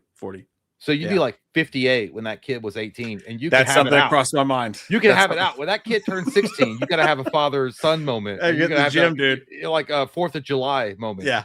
I got to get in the gym because I got to fuck this kid up when he turns. Yeah, but you can play basketball. Like, oh my God, there's a lot of cool stuff. But yeah, it is what it is. But we have Caleb Hawkeye says, I would be terrified to write Batman. He's Batman. You can't fuck him up or you'll be the bad Batman guy. Yeah, exactly. I mentioned that too. I think that is a big, an honest fear that James Gunn has. And I pointed to the Joel Schumacher example. Joel Schumacher is an incredible director. He was responsible for a lot of amazing films, but a lot of it is asterisk on his career when you look at it and you're like, oh, he did all these great movies, but he fucked Batman up. Yeah. So I think there is a lot of fear of James Gunn that makes his crack sweat at night. And he's like, oh my God, I got to make Batman. I got to do something insane. But I think the safest thing to do is just follow the example of already Zack Snyder did the best Batman. Okay. Yeah. I'm sorry. Ben Affleck's Batman was the best Batman. That, but I do. Actually, I don't. I think that Robert Pattinson's Batman is the most true Batman, but I think that Ben Affleck's performance was the best Batman I'd ever seen on screen. I don't understand the idea of I want to run DC, but I don't know what to do with Batman. That is the dumbest shit. That's like a fucking shy stripper. That's like a motherfucker open up a daycare, don't like kids. You know what I mean? That makes no fucking sense. It's like becoming a substitute teacher and be like, oh, by the way, you got a job tomorrow. I'm like, what? I just did it as a goof. Yeah, it makes no sense. Michael Parton says James Gunn kind of looks like the Keebler elf. Yeah, kind of. I could see that. Yeah. He kind of creeps me out, dude. I don't like his vibe these days. Every time I see a picture, I'm like, you kind of creep me out. You look like Santa Claus. I don't know. Yeah, but when we say that, we sound like jealous bitches. Like of him. I'm just being honest how I feel. We have Dean Creepertree. That's great. Dean Creepertree says, hope you all have a Merry Christmas. Thanks for making 2025 easier for me, and hope 2026 is good to y'all. Hey, man, appreciate you. Thank you, Dean Cream Betweens. We can't go a day without cream between our deans. Appreciate you, man. Listen, pal, you've made our 2025 better. And I'm telling you guys, I got a good feeling about 2026. It's going to be a nice one. It's going to be good times. It's going to be good times. We have Wild Willie. Mike, is there any prizes for Patreon Fantasy? No. You got to play against me. It's all about the sport. We have so many leagues now. We got like 5 leagues going in Patreon for fantasy football. So there's not really a way to do prizes. Gotta think of something though. I mean, you are right. There's gotta be some, I don't know what it is, Wild Willie. I tried it when we always do the live draft in Patreon where we all draft together. And I've been racking my brain for 2 years now, and I'm not really sure what to do. Whoever wins gets that golden skeleton behind you. You have to send it. You know how much that would be to ship? No you idea. Understand? But that's what I'm saying. And there's 5 different leagues, so I can't. There'd be 5 of them. God damn, you're in 5? Yeah, there's 5 just on the Patreon alone. Oh my God! Why isn't there just one league? That's because you can only fit so many teams in because there's only so many players. Yeah. We have Gary McDonald saying, guys, the answer to the Batman problem is easy. Just get Rob Zombie and it'll be a masterpiece. Yeah, if you want fucking Batman fucking his sister and he didn't realize that it was Vicky Vale the entire time. Some weird ass shit like that. Yeah, it'd be great. A fucking trailer trash Batman. I mean, you know what? To be honest, why not? It's never been done before. Make a trailer trash Batman. He's not rich.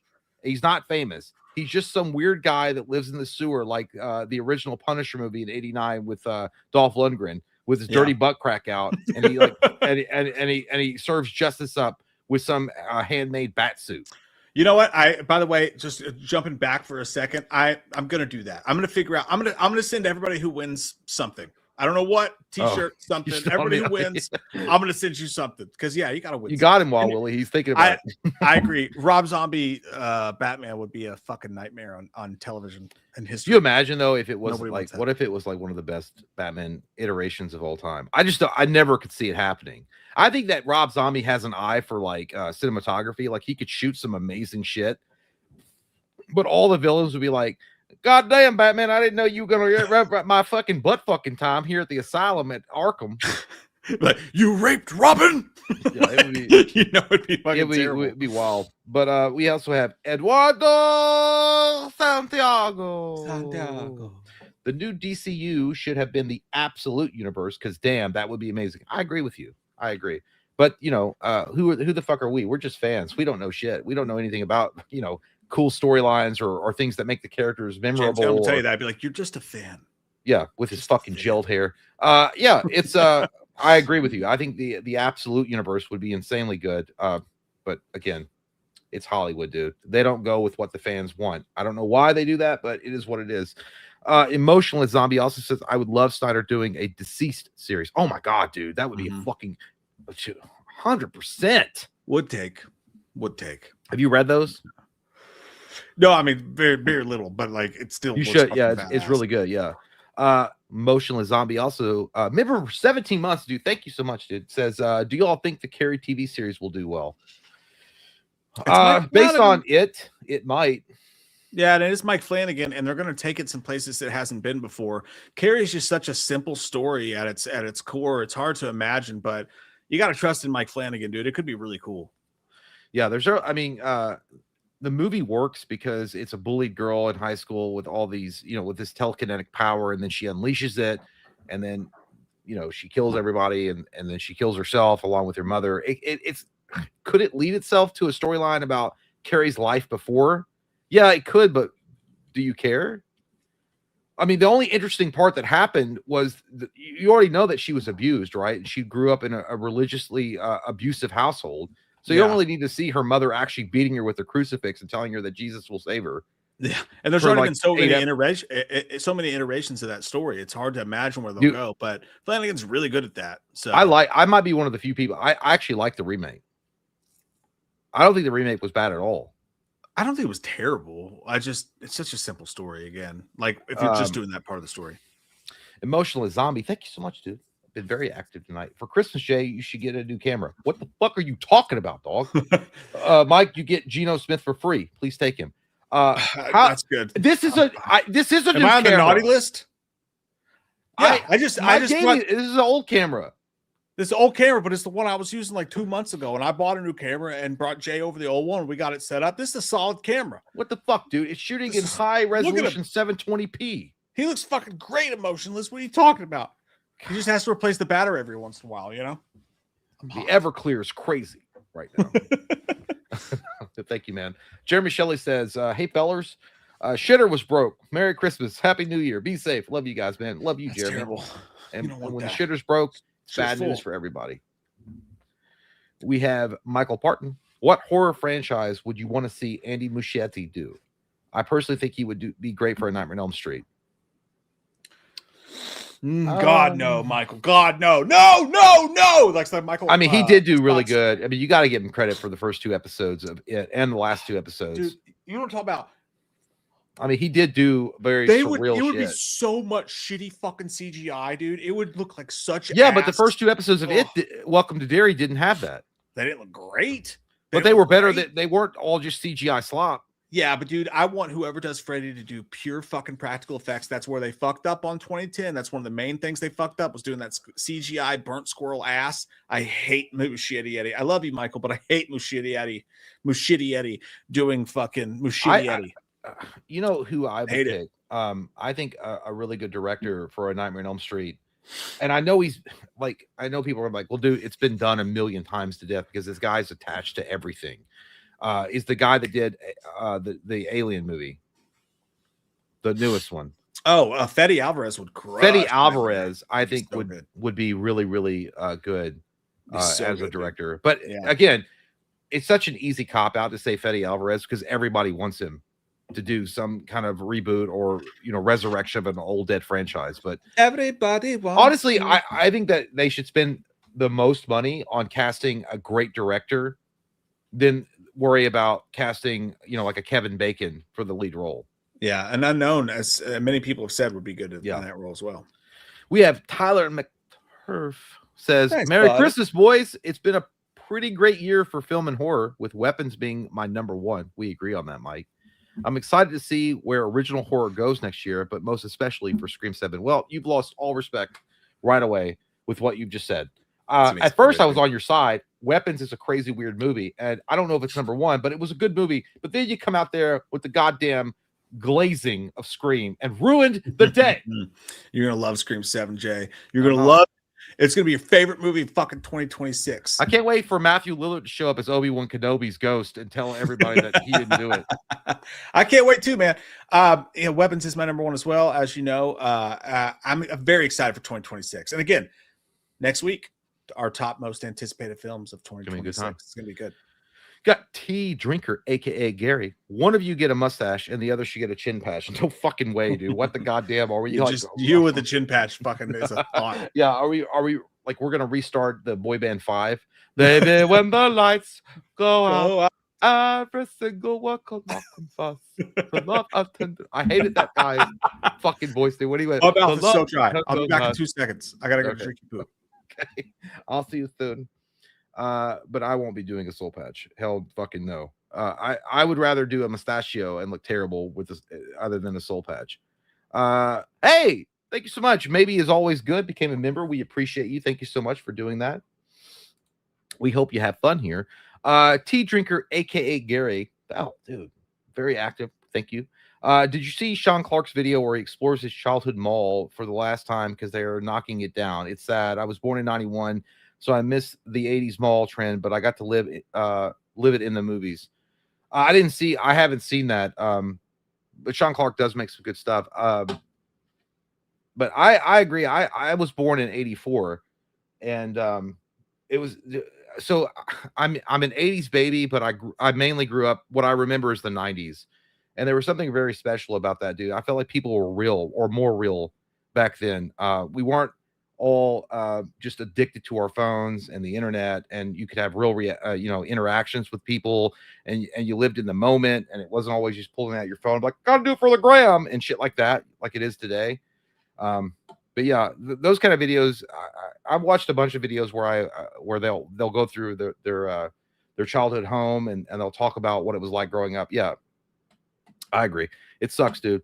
But yeah, all that stuff's over with, unfortunately. Like the brick and mortar shops are on the way out.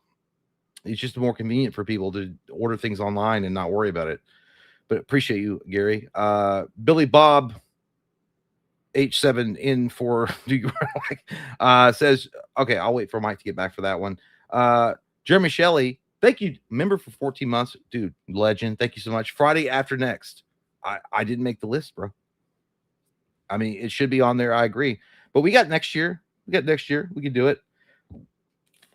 Michael Parton, you guys didn't have Frosty on the list? Cry face. Well, we had Rudolph. God damn, Michael. Frosty's good too, but Rudolph's the best. Frosty the Snowman, it was a great show. You know, the claymation stuff was on point. But Rudolph was where it was at. Okay, that was the best. That was the champion. And then Frosty came on afterwards. And you're like, I don't really fucking care. I was torn on even putting Rudolph on there because like it opens up it's great. So many Frosties and stuff. But you're right. I feel like that is at least the staple. So if you're going to include one, it would be Rudolph. But I agree, Frosty's dope. Yeah, I got to go pee. But we're on Boot Scoot Boogie at 9:59. Boot Scoot Boogie. This is what it's called, killing time before you find the right spot, which you're supposed to find. And I'm trying to find it, but I can't find it, but I'm trying so hard. What time did he say? Who did he say? I found it. Oh, how's Jay going to go potty when like it's a question specifically for him? And he read it too, you sick son of a bitch. I'll bring that right back up. Boot Scoot Boogie. Boot Scoot Boogie also says, I hope you and your families have a wonderful Xmas. You too, man. I hope you guys have the best Christmas of your fucking lives. You guys are so good to us and you're so kind. And you know, doing these, yeah, and not for me specifically, so to speak, but you know, one thing that I found that's weird about the holiday season, I have seasonal depression myself. It's usually like the start, like getting into, like folding into that cold, dark place is tough for me. Christmas season is not that bad, but like I know a lot of people have that, but like, yeah, there's a certain thing that comes with Christmas. And one of the things that I found to look forward to is having a couple of Frosty brews or maybe even not, and talking to you guys and celebrating Christmas with you guys. specifically. So I hope you guys know that you guys make this time of year better for us, and we really enjoy sharing these things with you. I couldn't imagine, we've been doing it for so long now, I could not imagine going through this season without all of you guys talking to each other and enjoying each other and enjoying you guys so much, sexually and otherwise. So honest to God, thank you guys so much for hanging out and being around here during these months. It's great. Lage 1984, thank you, buddy. He says, I'm spending all my time with my dad right now because he's old and I love him. That's fucking adorable. You're gonna bring a tear to my eye. I adore your reaction to the Halloween 2018 film. I adore your reaction to your dad, man. I think that's beautiful. I would do that if I could, and I fucking love the fact that you do that, and that's really cool. Hell yeah, man. Good for you. Good fucking for you, man. That's awesome. And I know that he appreciates it. I'm sure he does. Dan Cat 90 says, what makes Christmas such a fertile ground for horror storytelling, and how do filmmakers exploit that contrast? I think it's what we were just talking about. It's a dark time of year. Some of the best Christmas movies involve, like, thinking about Shane Black specifically, Kiss Kiss Goodnight. Not Kiss Kiss Goodnight. Kiss Kiss Fuck. You know what I'm talking about. I can't ever remember the name of that movie. But, huh? Kiss Kiss Bang Bang. Thank you. Kiss Kiss Bang Bang. I said it first. There's a bar element. There's a drinking element. There's something about being at a bar in Christmas when it's cold outside and it's wintry as fuck and everybody's busy and hubbub's crazy and all that, about socializing inside of that, outside of the craziness. And I think that when filmmakers can use that to really tell the story of something going on in the holiday season, when you're talking about something in contrast, like kids movies and stuff like that, for an adult movie, I think that makes it really cool. I think Shane Black does that really well, putting an adult spin on the Christmas season in a non-depressing way, but also in a, hey, fuck it, we're all in hell, in a good way.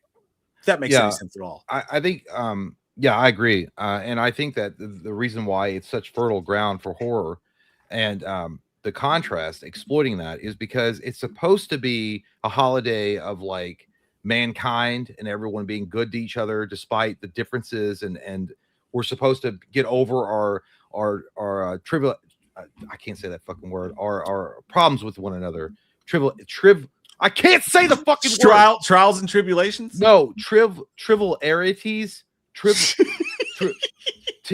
I can see the I can see the fucking word. My tongue won't work with it. I can't say it. Either way, but it's supposed to be a time of trivialities.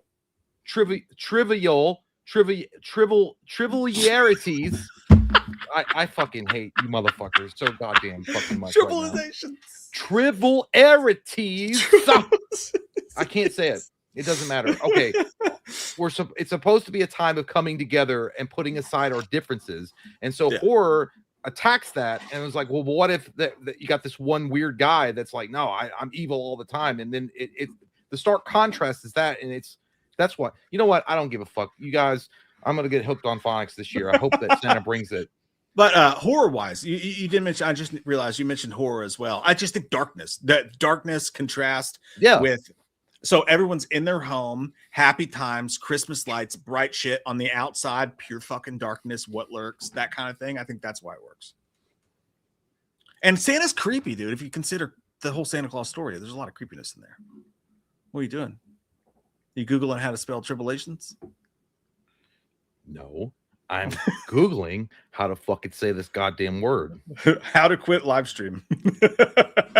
I can just turn it off and say it's on internet.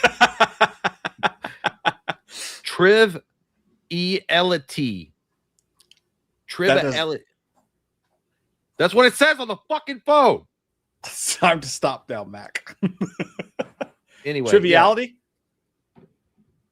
Yeah, but there was an IES. Triviality. There was an IES on it. Trivialities. Well, you know what? You don't need to rub it in people's faces that can't speak as well. Cinerock, Merry Christmas to you guys and everyone here. Love you guys. Love you too, pal. Hey, thank you, man. Oh, yeah, we missed right here. I was waiting for you to get back anyway. Oh, yeah. We have. Oh, no. Billy Bob says, Charles, why am I? God, I can imagine you actually saying this with your PFP. He's like, Charles Lewis, my boy Jägermeister missing. Now I'm sitting in front of my fridge, guarding it like Private Pile with that shotgun and full metal jacket. Woo! It's gone. Look at me. I have to have hard bedside manner with a lot of people in my. Look me in the eyes. It's gone. It's time to accept it.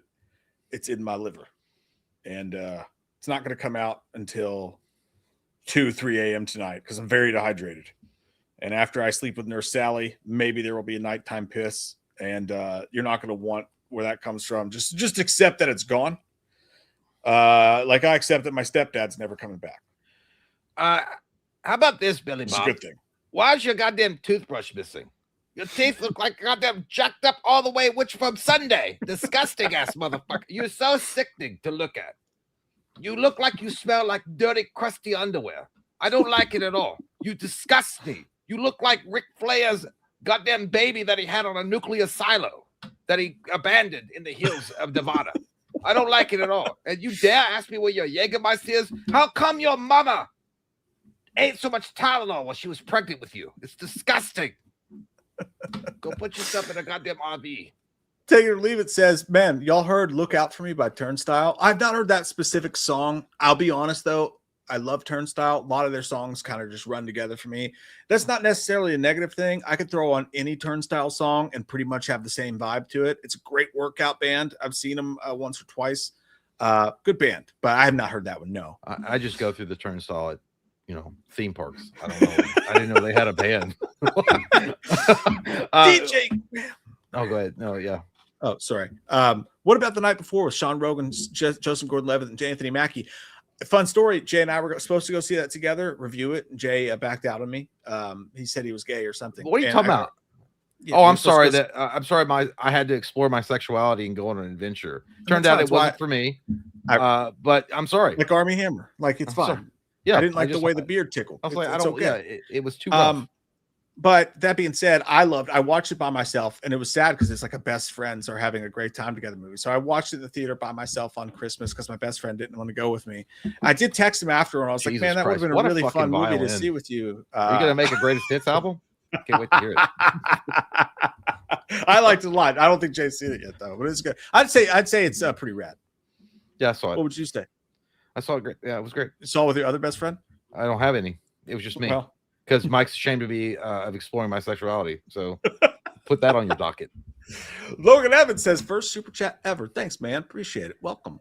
Love the channel. What do you all think about a very Harold and Kumar Christmas? I don't remember that at all. I think I've seen the cover for it. I don't think I ever watched it. Look, I'll be honest with you. Harold and Kumar, I watched the first one. I really liked it a lot. I don't remember shit after that, after the first one. I am the same. I remember the first one very clearly. The second one was a little too dumb. It didn't really work.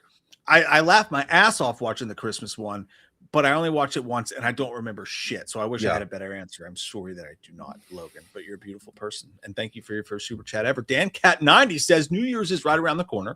Do you guys have a New Year's resolution? How do you feel about people giving up resolutions 2 weeks into the year? That's just common. That's just common. Like, I think it's called being an American. Yeah, it's called being an American. It's called being a red-blooded American.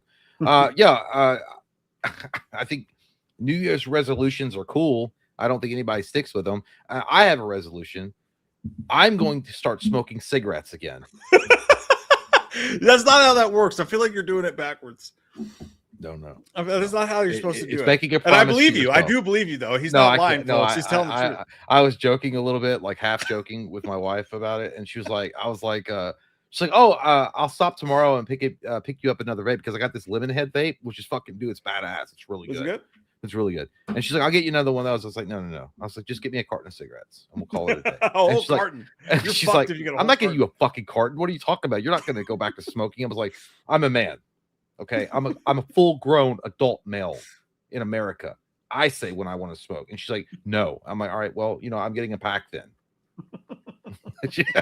And then she's like, no. So I was joking. I think they're cool. I don't know how many people actually stick with resolutions, but it's a common thing with New Year's that everyone says it.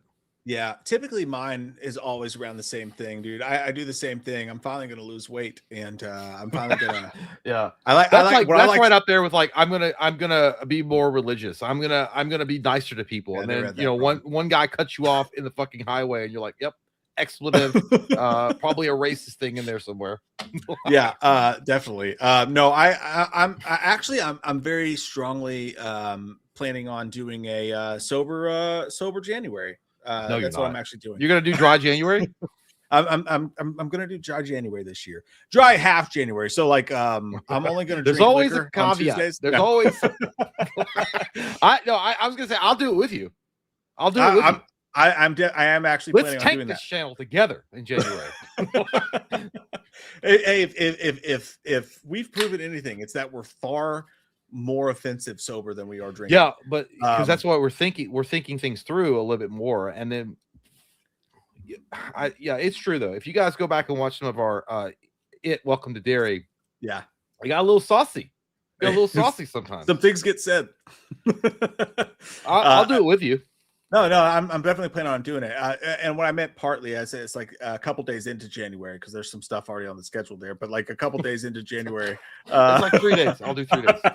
I know. But like a couple days into January, I'm gonna give it. I need to. It's not bad or anything like that. I just need to See if you can do it. It's partly a weight thing too, but like partly like I give my old ass body a reset. Because remember what I told you about earlier, like when I thought we were gonna when I thought possibly, we're gonna have another baby for a second there. Immediately my thoughts went, well, now I really have to play the long game. Like I have got to stop everything. I'm gonna be eating nothing but broccoli and tofu for the rest of my fucking life so that I can make sure I'm still alive when this kid graduates high school. Yeah, yeah, exactly. I was planning to quit immediately everything possibly that I could do, but I'll be 100% honest, man. I don't even like. I've gotten myself to a point where I purposefully don't drink outside of unless we're doing nightly live streams.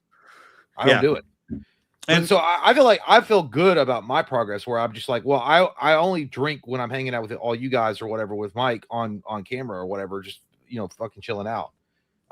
So I'm good with that, but I'll go the whole fucking month. I'll do that shit. I'm a little worse. I'm a little worse. I'm a social drinker. So if I do social events, I drink. It's not just that. It calms me down. I can just be in the moment a little bit. So I do that. But I'm also somebody who, when I drink, it's not like, let me have a couple. I'm gonna have about 12 and I'm gonna wake up underneath the awning outside. You're gonna wake up underneath the mistletoe with this big fat fucking guy named Jim. Yeah, there's no quitting me once I got a couple in me. That's basically what I'm saying. So I'm planning on, in January, I'm planning on going sober for a little while, see how the body feels, maybe get a little bit better shape, maybe see what the best version of myself can be outside of the old drinky poo, and see where that takes me. I may never drink again. I don't know. No, you will. Trust me. Do you believe? Well, what you'll do is you will 100%, because I can put it away for a few days and be like, it's all good. The second or third day, it sucks. You start getting a constant headache and you're peeing all the time. But the good news is your pee starts like going from like crayon yellow to like a normal color again, and that's nice. But it stinks. That's just because you don't drink water, man. Well, that may be true, but water's overrated. Water's overrated. But no, you start. But it's not that bad. But I could do 30 days if I want it in prison. I could do 30 years in prison now. I don't want to do that. Yeah, I kind of want to see. I kind of want to see what my mental state is after that. Do I get a lot more done? Is my life a little on the sunnier side? Your energy supposedly goes up. I never noticed. You start thinking more clearly, I guess, and then you're like, fuck. I drink too much. That's what you're going to start realizing. Yeah, no, probably. A couple of days of clarity.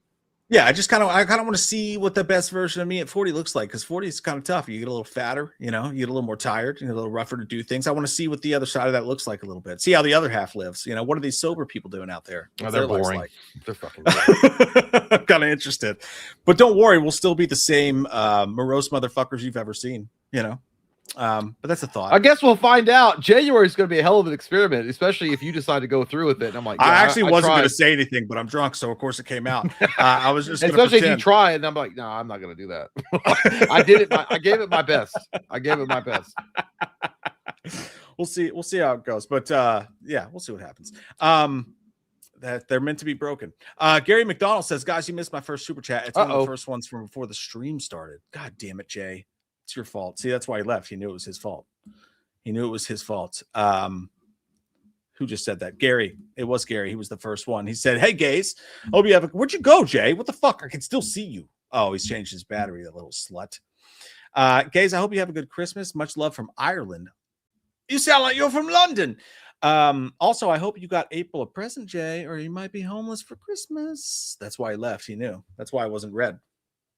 He knew. I'm gonna make him answer that. I'm gonna wait till he comes back.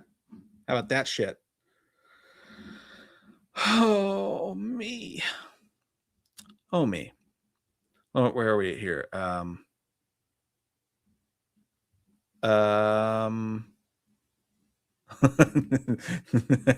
Just hop.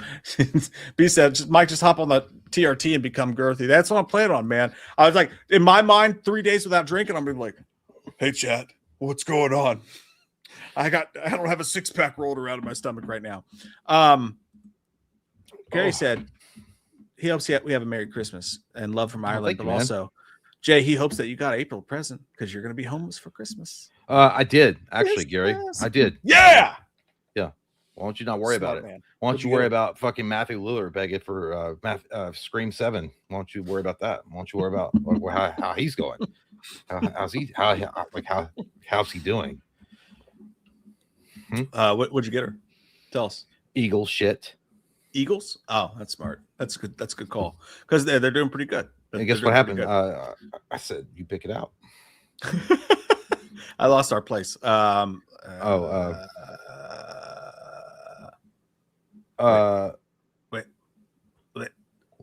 Wait. Yeah, I don't know where you are.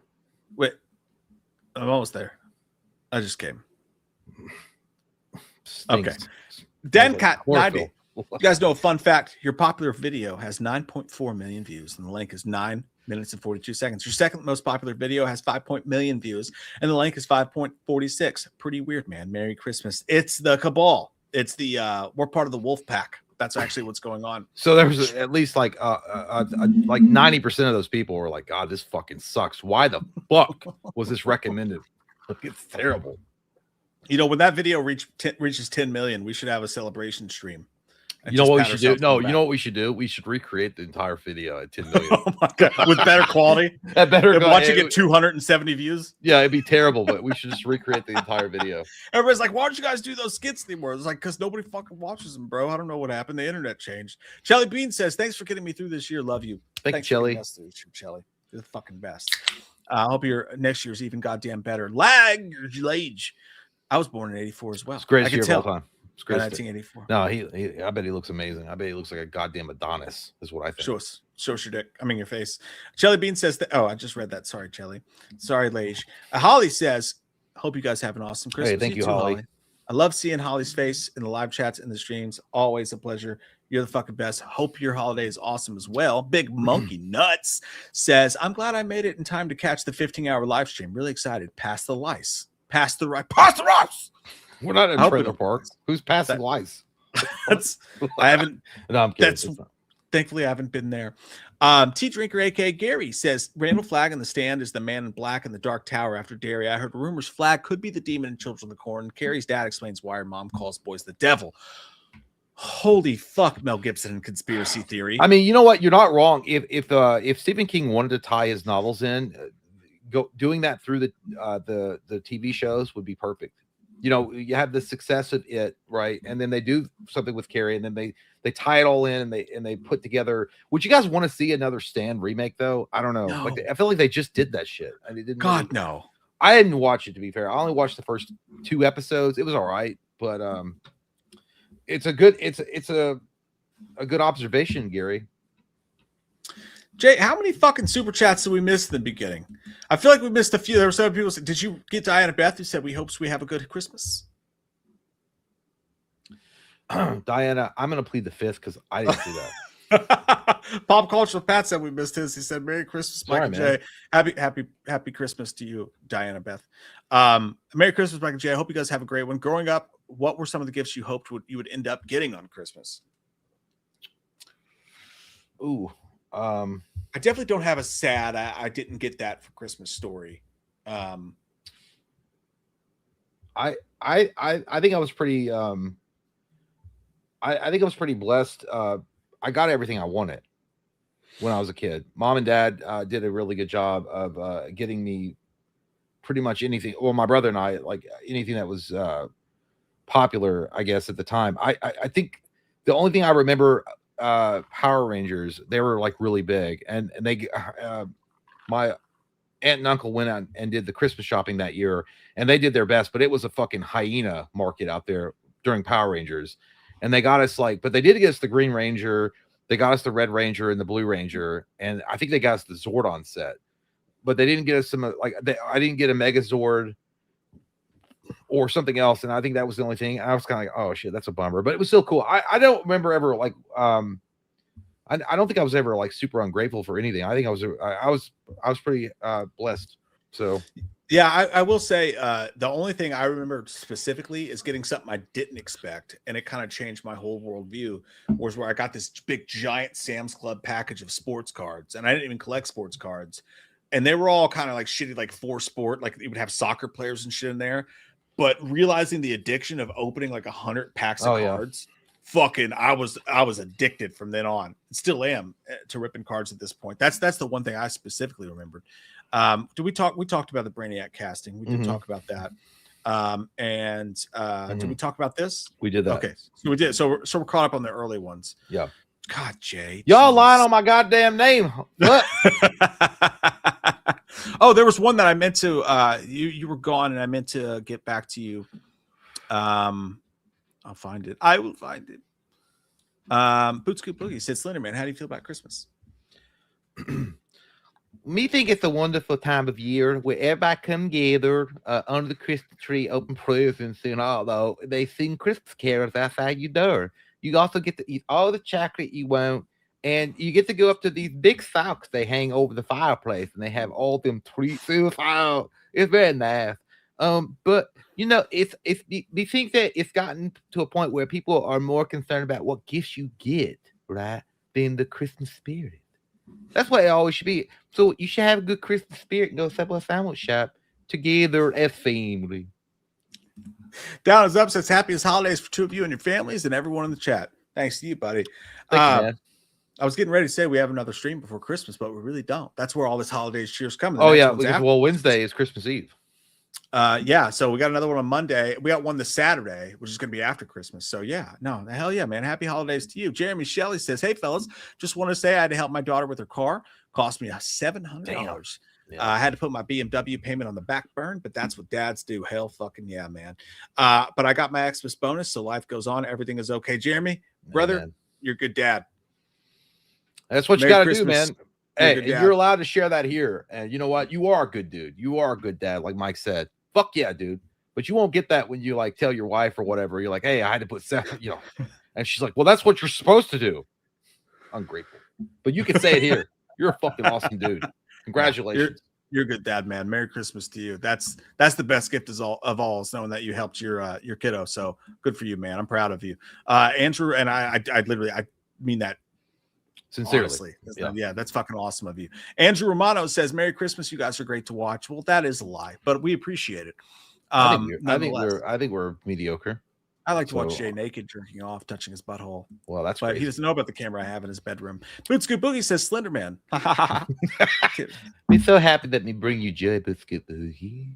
T3 Gary says, what the fuck is going on with the creator of Call of Duty? Has croaked it now. Apparently. Yeah, I don't. If you're talking about like what's going to happen in the future, I have no idea. I don't know how all that. I don't know what the hierarchy is of that, but it's sad nonetheless. 33 Power Trip says, hey guys, who would you like to see a direct live action TMNT Last Ronin if they made one? I hope you guys and your families have a merry and safe Christmas. Thank you for doing what you guys do. Thank you for hanging out. Thank you, Power Trip. And I very much appreciate that kind super chat. They were going to do live action Ronin. Never thought I'd see the day they were going to do it, and they took it right the fuck back off the schedule. If anybody was going to make that movie, though, Jay's going to love this. James Cameron, TMNT. You must James come Cameron, to the king's throne when you have perfection needed. Would fucking cook the dick. James Cameron, dude. I could only imagine James Cameron's Turtles movie. Oh my lord, dude. Oh my lord. Oh my lord. Also, I'm gonna throw a curveball into your cereal. You ready for this? I think Shane Black would do a good Turtles movie. I do. I think Shane Black could do a very good Turtles movie because you can't shoot. You can't shoot to the throne of Olympus with James Cameron. Okay, he's busy. He's running things. Okay, he's running the cosmos. He doesn't have time for Turtles. But Shane Black, I think Shane Black could knock it out of the park. That fucking rip, dude. That would fucking rip. Good call, man. Good question as well. But good, Boogie, Mike, could you please do Leatherface? It's impossible to do without the mask. And also, I haven't done it in fucking like a year. But it's like, I don't have. What is even? I don't know. I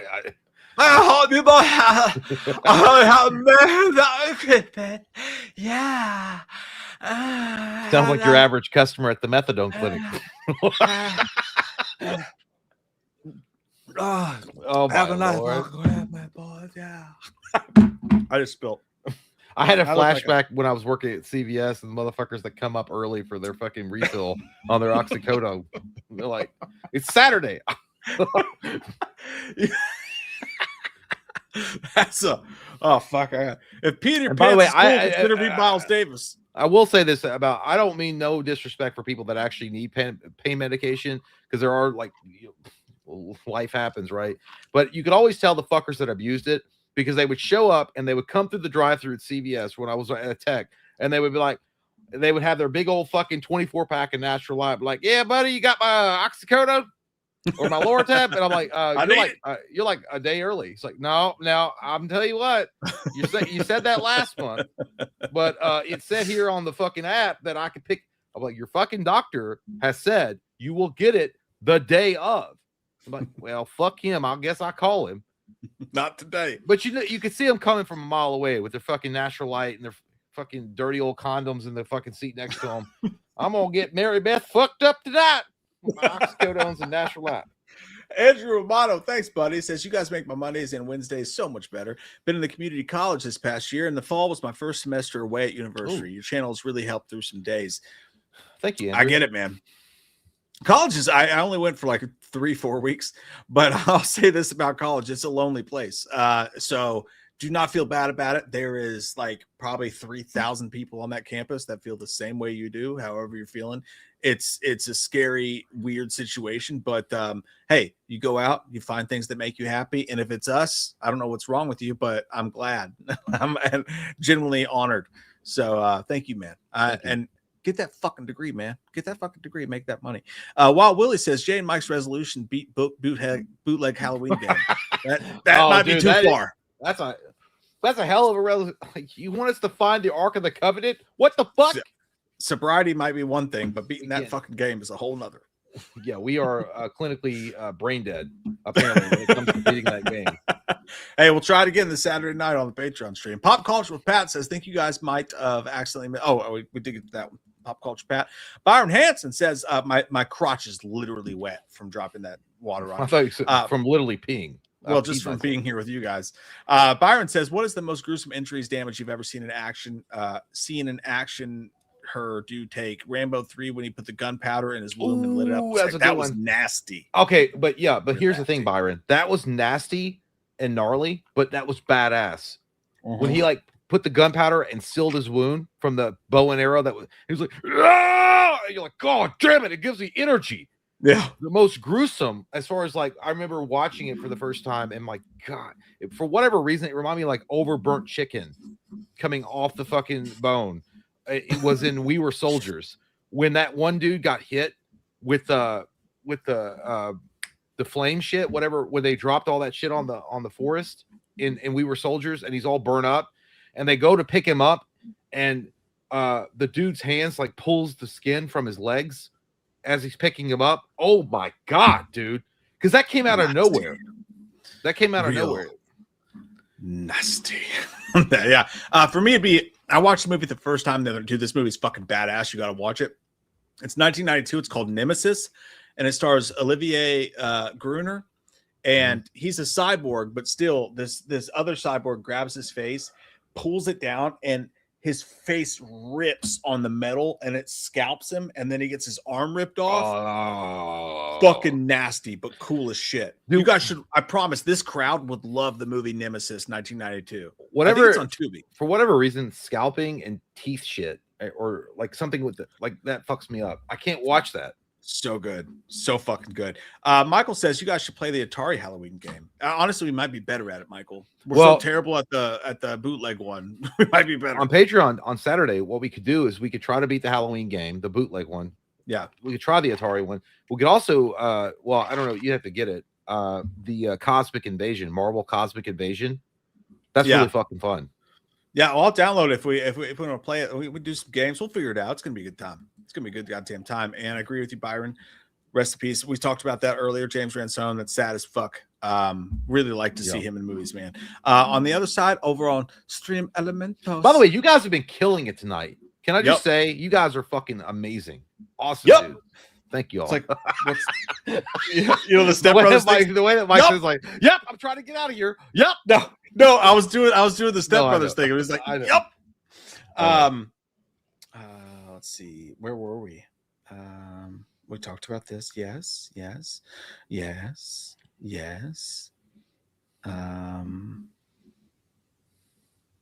we got that one. Anonymous said, what Feldman said about Haim may be true or not, because the 2020 documentary, Feldman said they didn't do anything. He just said one time him and Haim hung out in the late 80s, and he asked Feldman if he wanted to jerk off together because Haim thought it was cool. Yeah. But here's I don't know. So, like, allegedly he said this in a documentary from his own mouth. So if he said the words that were in there were, yes. So what I'm saying is basically Corey Haim molested me. If he said that out of his own mouth, then I'm like, you said it, dude. I mean, what are you talking about? You were feeling it, and like, I don't know. Yeah, I think that Feldman is he's such a fucking hyena, dude. I don't know. Like, I understand, like, things aren't going your way, and you're not getting what you think that you deserve. In Hollywood, but to fucking attack your supposed best friend when the chips are down and throw him under the bus by saying some heinous shit like that without any proof whatsoever, just to get a soundbite. Yeah, you're a pretty despicable human being. Unless is it true? I don't know, dude. Show the fucking receipts, and if you don't have it, you're a piece of scum. You're a fucking scumbag. Based on the fact that he's monetized what Corey Haim went through before, makes me sick to my stomach when it comes to this stuff, so that's really where it comes down. What it comes down to for me. Jake says, if you don't have Christmas with the Cranks #1, I swear to God, no, I'm kidding. I do respect Tim Allen's Santa Claus 2, though. I wonder if you'll have 8 Crazy Nights. I've never seen 8 Crazy Nights. That's a great one. Merry Christmas to you guys and your family. Love you. Thank you, Jake. Appreciate it, man. Christmas with the Cranks. I've only seen half of it, but I do want to see the rest of it because what I saw, I laughed my ass off. I thought 4 Christmases with Vince Vaughn pretty funny too. Yeah, 8 Crazy Nights is really good too. As far as an animated movie with Adam Sandler, really, really good. Yeah, I have to check it out, man. But yeah, those are both good recommendations. I'm glad you pulled those out because we didn't have them in there. JT Custom says, me, my brother Joseph, and my dad's birthday is on the 26th. Damn, you guys have like, there's like a moon where your family fucks. Yeah. I appreciate that. Yeah. Both me and Joseph are going to turn 21. I tried a small bit of Bacardi Gold rum yesterday. Since my bro is making rum cake. Rum tastes awful. It does. Yes, it does. I don't like it. I don't like rum. First time I ever got drunk, it was on banana flavored rum, and I threw up all over my rented suit for my sister's wedding. So yeah, rum is fucking gross. Yeah, it's fucking gross. I think rum is what you get when you become homeless for the first time. That's what you drink. Rum. It has a certain flavor that the next morning hits your gullet, and you're like, non-fat Jack. Here's my non-fat peep. Hey, my non-fat peeps. Thank you. I appreciate you saying that. You're asshole. I'm gonna send you a screener link to Elevate so you guys can see your mention, and I'll take back my request for Stab 2. You're welcome, Jay. What would Loomis say? Y'all need to check out the Chair Company ASAP. It's A++. Dude, the Chair Company's fucking hilarious. That guy, Tim Robinson, I think his name is so fucking funny because he just flips out at the most like dumb shit. I love him. It's great. Good stuff. Thank you, non-fat. Thanks, brother. And good call. We will do that. Man of Tomorrow says throughout your Throughout your all's guys' life, what is the best Christmas present you've received and the worst? What's the one Christmas present you'll never forget? Personally, for me, I'll never forget getting my Xbox 360. Oh, the 360 sexy. was that's a sweet Christmas, dude. Dude, I never got a 360 for Christmas, but I can't imagine how fucking awesome that was, dude. That's a whole thing. That's a whole night. You plug that bitch in and you go for like 24 straight hours. What a gift. Yeah, it's amazing. I remember Mom and Dad had got us the Super Nintendo, and we weren't allowed to play it. Obviously, it was wrapped up, but we knew about it. And the reason why we knew about it was because my shithead uncles, who were in their early 20s, had decided to open it up and were downstairs playing it, and we weren't allowed to go and experience or enjoy it because it was supposed to be a surprise for Christmas. And what they did was they put it back in the box and wrapped it up for us to have on Christmas. But they had opened it up, right, to test it out to make sure it worked. And I could hear fucking Mario World playing. Oh, shit. And I'll never forget that. That was probably the greatest Christmas that year. Super Nintendo, we got a bunch of games for it. It was really fun. I also remember getting Ocarina of Time for the N64, which was also a great Christmas. One of the worst Christmases I had is when Mom decided that it was time for me to just have clothes. It's time to grow up. So I got nothing I wanted, really, at all. It was just fucking socks, some dress shirts from Dillard's, and some jeans that I didn't like that were not boot cut, because I asked Mom, if you're going to get me clothes, like, I want boot cut jeans. She got me the fucking tight ass fucking, I'm on the farm and I'm going to do a good job. Really tight ass shit.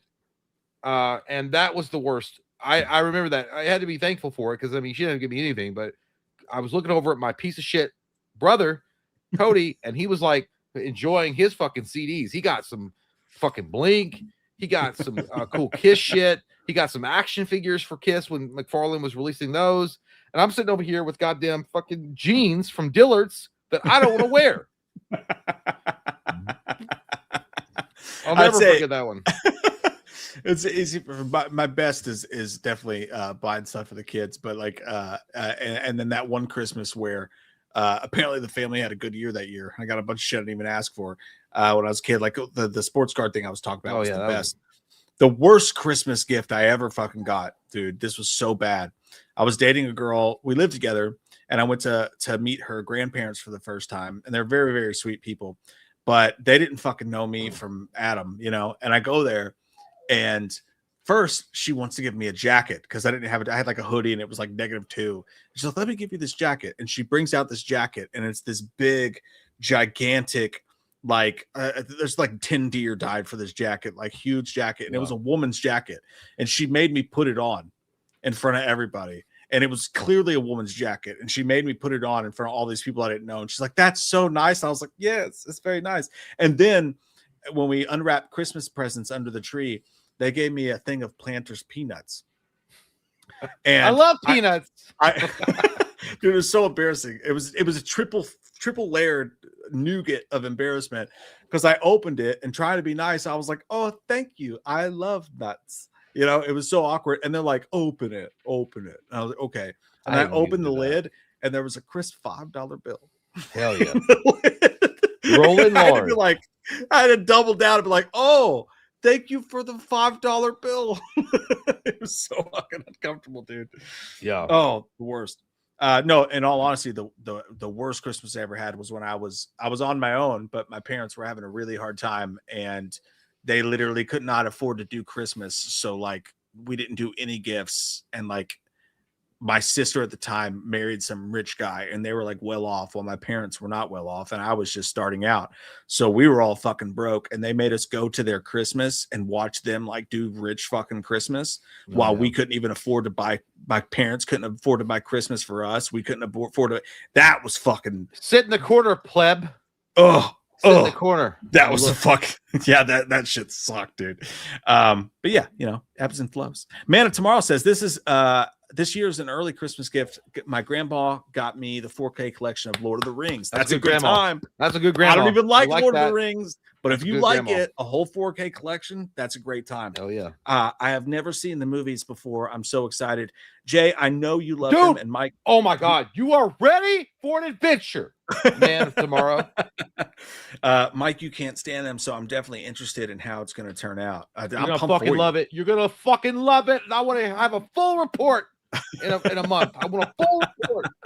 Oh my God. It's gonna be good. Oh shit, dude. Like, I'm pumped for you. I don't even like those movies. I'm fucking pumped for Ooh, you. I like that. Michael fucking Collier with $100. Whoa, in the dude. Holy stream shit. Thank you, elements. man. You get a little festive one of You these. slammed her, you dumped your donut, you gave her dog a snozzle. Give me a fucking break. He's probably a queer. I made them by hand. Enough! This Michael Myers! You stop her like a Thanksgiving turkey. Bullshit! Take that damn thing off. By the way, I know we're muted during the. I laugh every fucking time. I know that we're muted when the thing is playing though. I should have made a Christmas one. I didn't even think Yeah, about it's so good. it. Michael, thank you. That's so fucking kind of you, man. Merry Christmas, man. Thank you so much. Thank you, dude. He says, Mike and Jay, it was a long work day. I seen you guys live. I just want to wish you guys a Merry Christmas and a Happy New Year. And one thing, I'm not trying to get all sentimental, but you guys are the best on YouTube. No scripts, just two friends having fun. Hey, thank you, dude. I really appreciate that, man. I mean, what do you say to that? I'm not trying to be gay, but I would definitely fondle your balls. Thank you, dude. That really means a lot. Yeah, we don't have any scripts. I mean, we have plans and stuff when we put shows together, as far as like, hey, we're going to do this. But yeah, everything else is just off the cuff, just having a good time, which is what the channel is supposed to be about, right? Just two guys that like movies and hang out with people that like movies. So I really appreciate that, dude. And Merry Christmas to you and your family as well. Yeah, thank you, man. And it's the best thing that we've ever done, I feel like, on this channel is these live streams.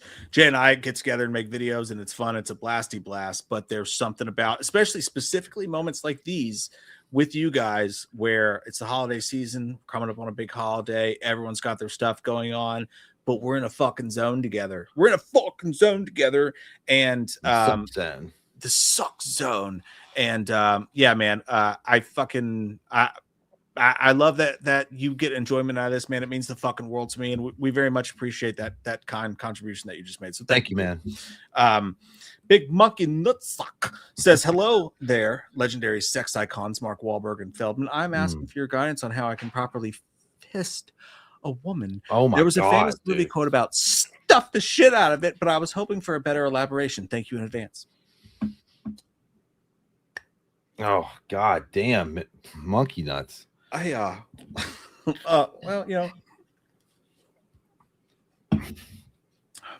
Well, you know, I think of a woman like I kiss a woman.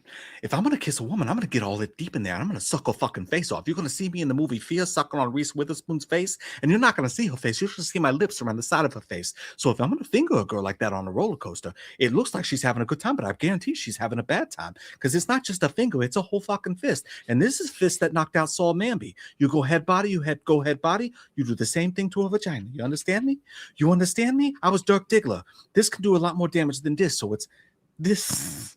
I can't even say it. Yeah, well, that was the first thing I'm gonna say, dude, is like make sure she's drunk and she's not like gonna fight you, and then try it, I guess. But that sounds like a wolf pack tactic. I think that you're part of the opposition, so I really don't want to answer your question there, big monkey nuts. You kind of disturbed me a little bit. Wow, you're talking about me.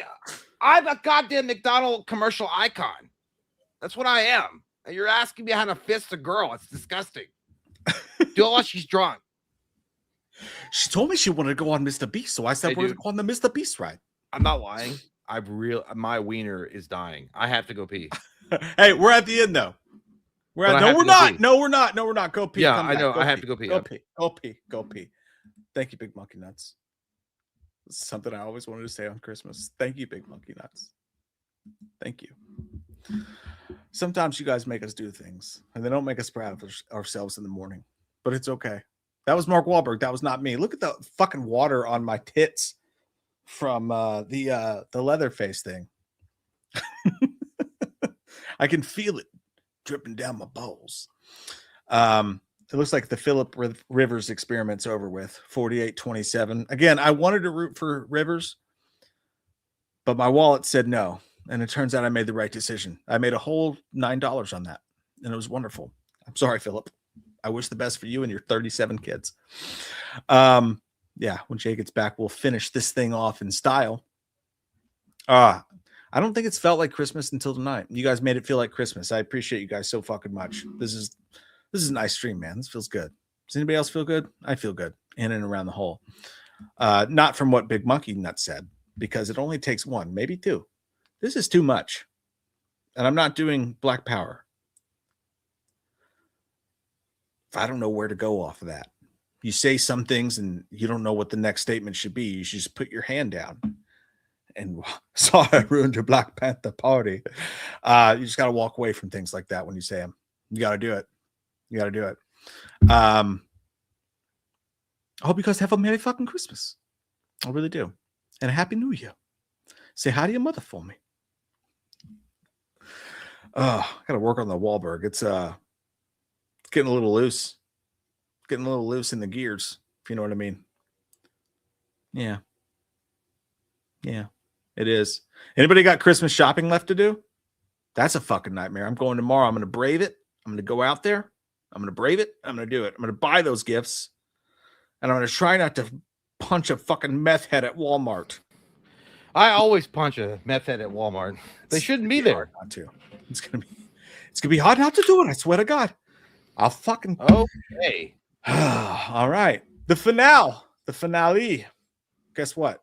One more time.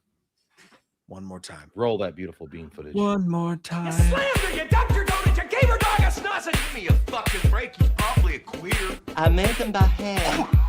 Enough of this Michael Myers. You stuffed her like a Thanksgiving turkey. Bullshit. Take that damn thing off.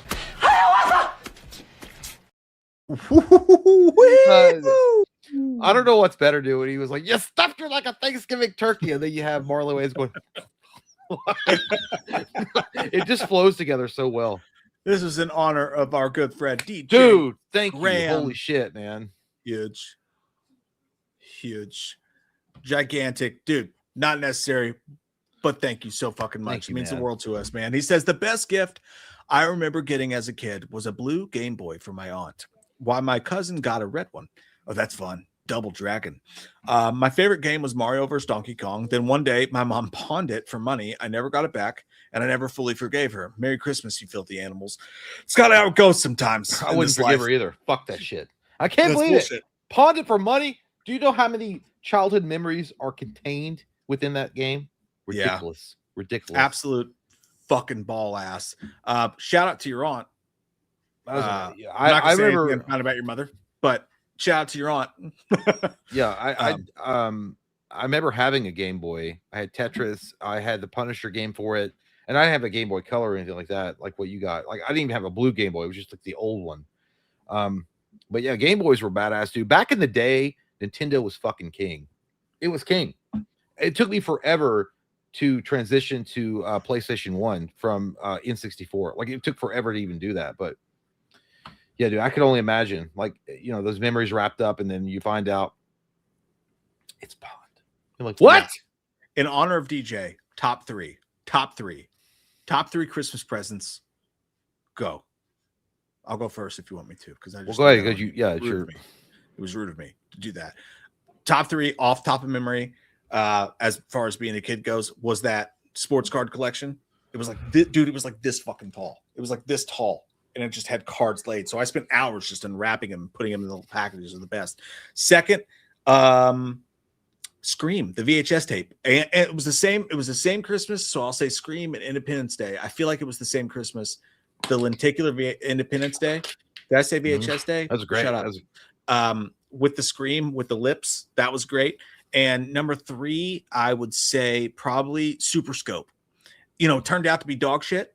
Nobody used the Super Scope, but seeing it under the Christmas tree in the Super Nintendo packaging, this fucking big, you know, a goddamn missile launcher to play video games with. Mhm. That was dope. That felt fucking good. So that'd be my top 3 if I had to go off the top.